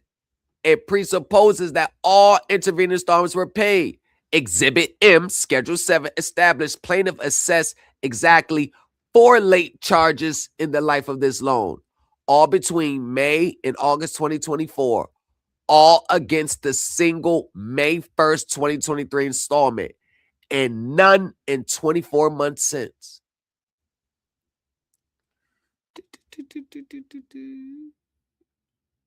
So what reconciles the principal balance, the total interest per diem, the pro rata MIP, PMI, the escrow advance, total fees, $31.50 is undocumented. Accumulated late charges, $310.12 is contested. The original $18,350.40 in corporate advances and the increase of $4,536.25 do not reconcile. So over 22,000 can't trace it back to anything authorized by the note. So now I have to look at that agreement. Now that's the only place it traces back to. I'm not going to mention it, but I'm going to make them prove this extra 22,000. Its source. Accrue interest from June 11 to the trial date of September 1st, 2026 at plaintiff's own stated per diem, 82 days, brings the total interest to $66,313.63. And plaintiff should be required to state whether it computes per diem on a 365-day or 360-day convention. The alternative figure is $53.88 per day. The $4,536.25 movement is measured against the worksheet figure as printed, and the $4,506.25 on the scoreboard is the same divergence after crediting plaintiff with the $30 inspection so that all 4 documents are compared as of the same date. Oh, you got to be kidding me. And proposed questions.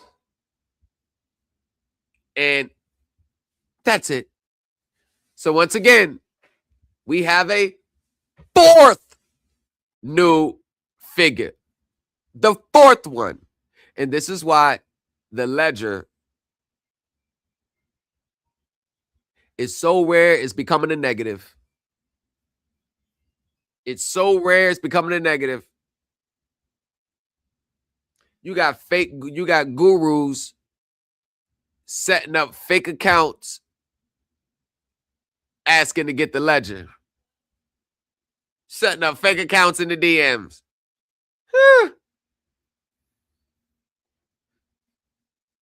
I said, yeah, let's get on the phone. I said, yeah, let's get on the phone first. Cause I smell a rat somewhere. I say, yeah, you get the ledger. Let me talk to you first. Send me your number. Let's talk. I don't want to talk. Let's talk about it so we can explain it more. Pew! Speedy Gonzalez. Meep, gone. Gurus, if you want the ledger, just ask. You don't have the proprietary information, how you comprise it. You don't have the actual source document, because that's the heartbeat of the ledger, the actual source document. You'll never get that. Gurus, you know how you'll get that?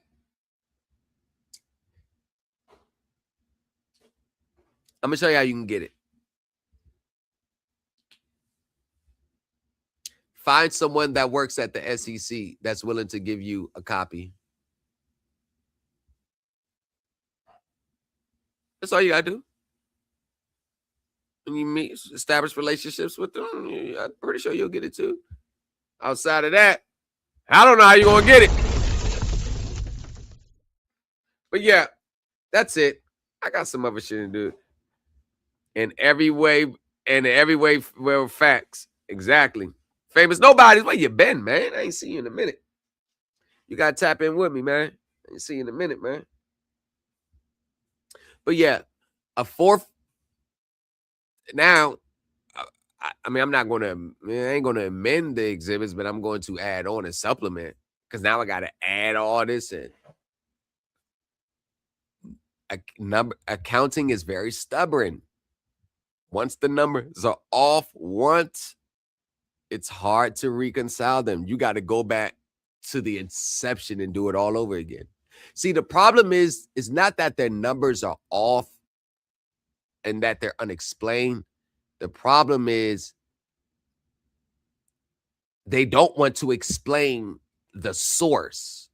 That's why it's not explained in their own statements. It's not explained what they filed with the court. It's just slid in there. So I've taken apart every single number to the penny and isolated the unexplained numbers. Isolated the numbers that don't reconcile. Part of getting a judgment is the accurate amounts due explained with certainty. So since they can't explain it with certainty, and that's one of the prerequisites to getting a judgment, I can just play the numbers game with them all the way out now. I don't even got to get into no more arguments. I just play. I've turned this case into 100% an accounting issue. I haven't talked about no debt, no major chain of title, lack of assignment. No, I turned it 100% into an accounting issue. It's 100% an accounting issue. That's all it is. Just numbers. Just running numbers, making them explain the numbers. And that is what makes this case actually very, very interesting. If there's hidden figures, the ledger is going to find it. Run it up, running band. It's scared of my team, they know who I am. They rolling the dice, we won cause we playing with the things that they teach. You're rocking with the best. They can't glance, you look like you wanna let go of stress. I thought so. You're rocking with the best. I thought so. Okay, I cannot help that they copy. Hey, I am their dad, call me Poppy. They wish they created the set. Yes, they on my D like a jockey. When it comes to the print, I'm the blue. Who? Every complaint, draft is smooth. Supreme Elite team be the ones. I created my own school. Facts. I came from the trenches. I came from riding them benches. To proving my case with exhibits. My craft is exquisite. I find where they hiding them digits. The cancer that's not in remission. Hey, please pay attention. You can't recreate the finances. You can't duplicate what is written. You either gonna pay the tuition or pay for assistances. Or pay the mistakes when you case it, dismiss them. I come with everything that's under the kitchen sink. I haven't slept in a week. They scared while I'm willing to compete. These scammers are devils and I keep them under my feet. Hey, they saying they win, I never take their prescription. They never coming from the plaintiff's position. I am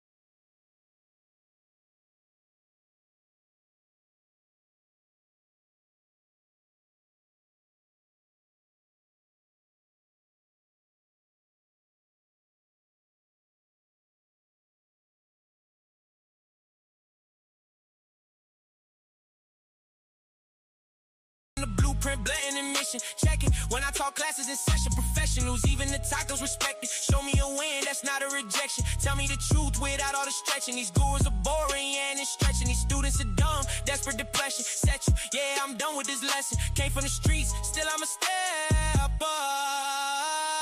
Run it up, running bands. They scared of my team, they know who I am. They rolling the dice, we win cause we plan on the things that they teach. Don't know how to stand, I'm a wrist like a stage. They can't glance, you look like you wanna let go of stress. I thought so. Oh, I am the blueprint, if not, why you copy me, fam? What's up? I thought so. Okay.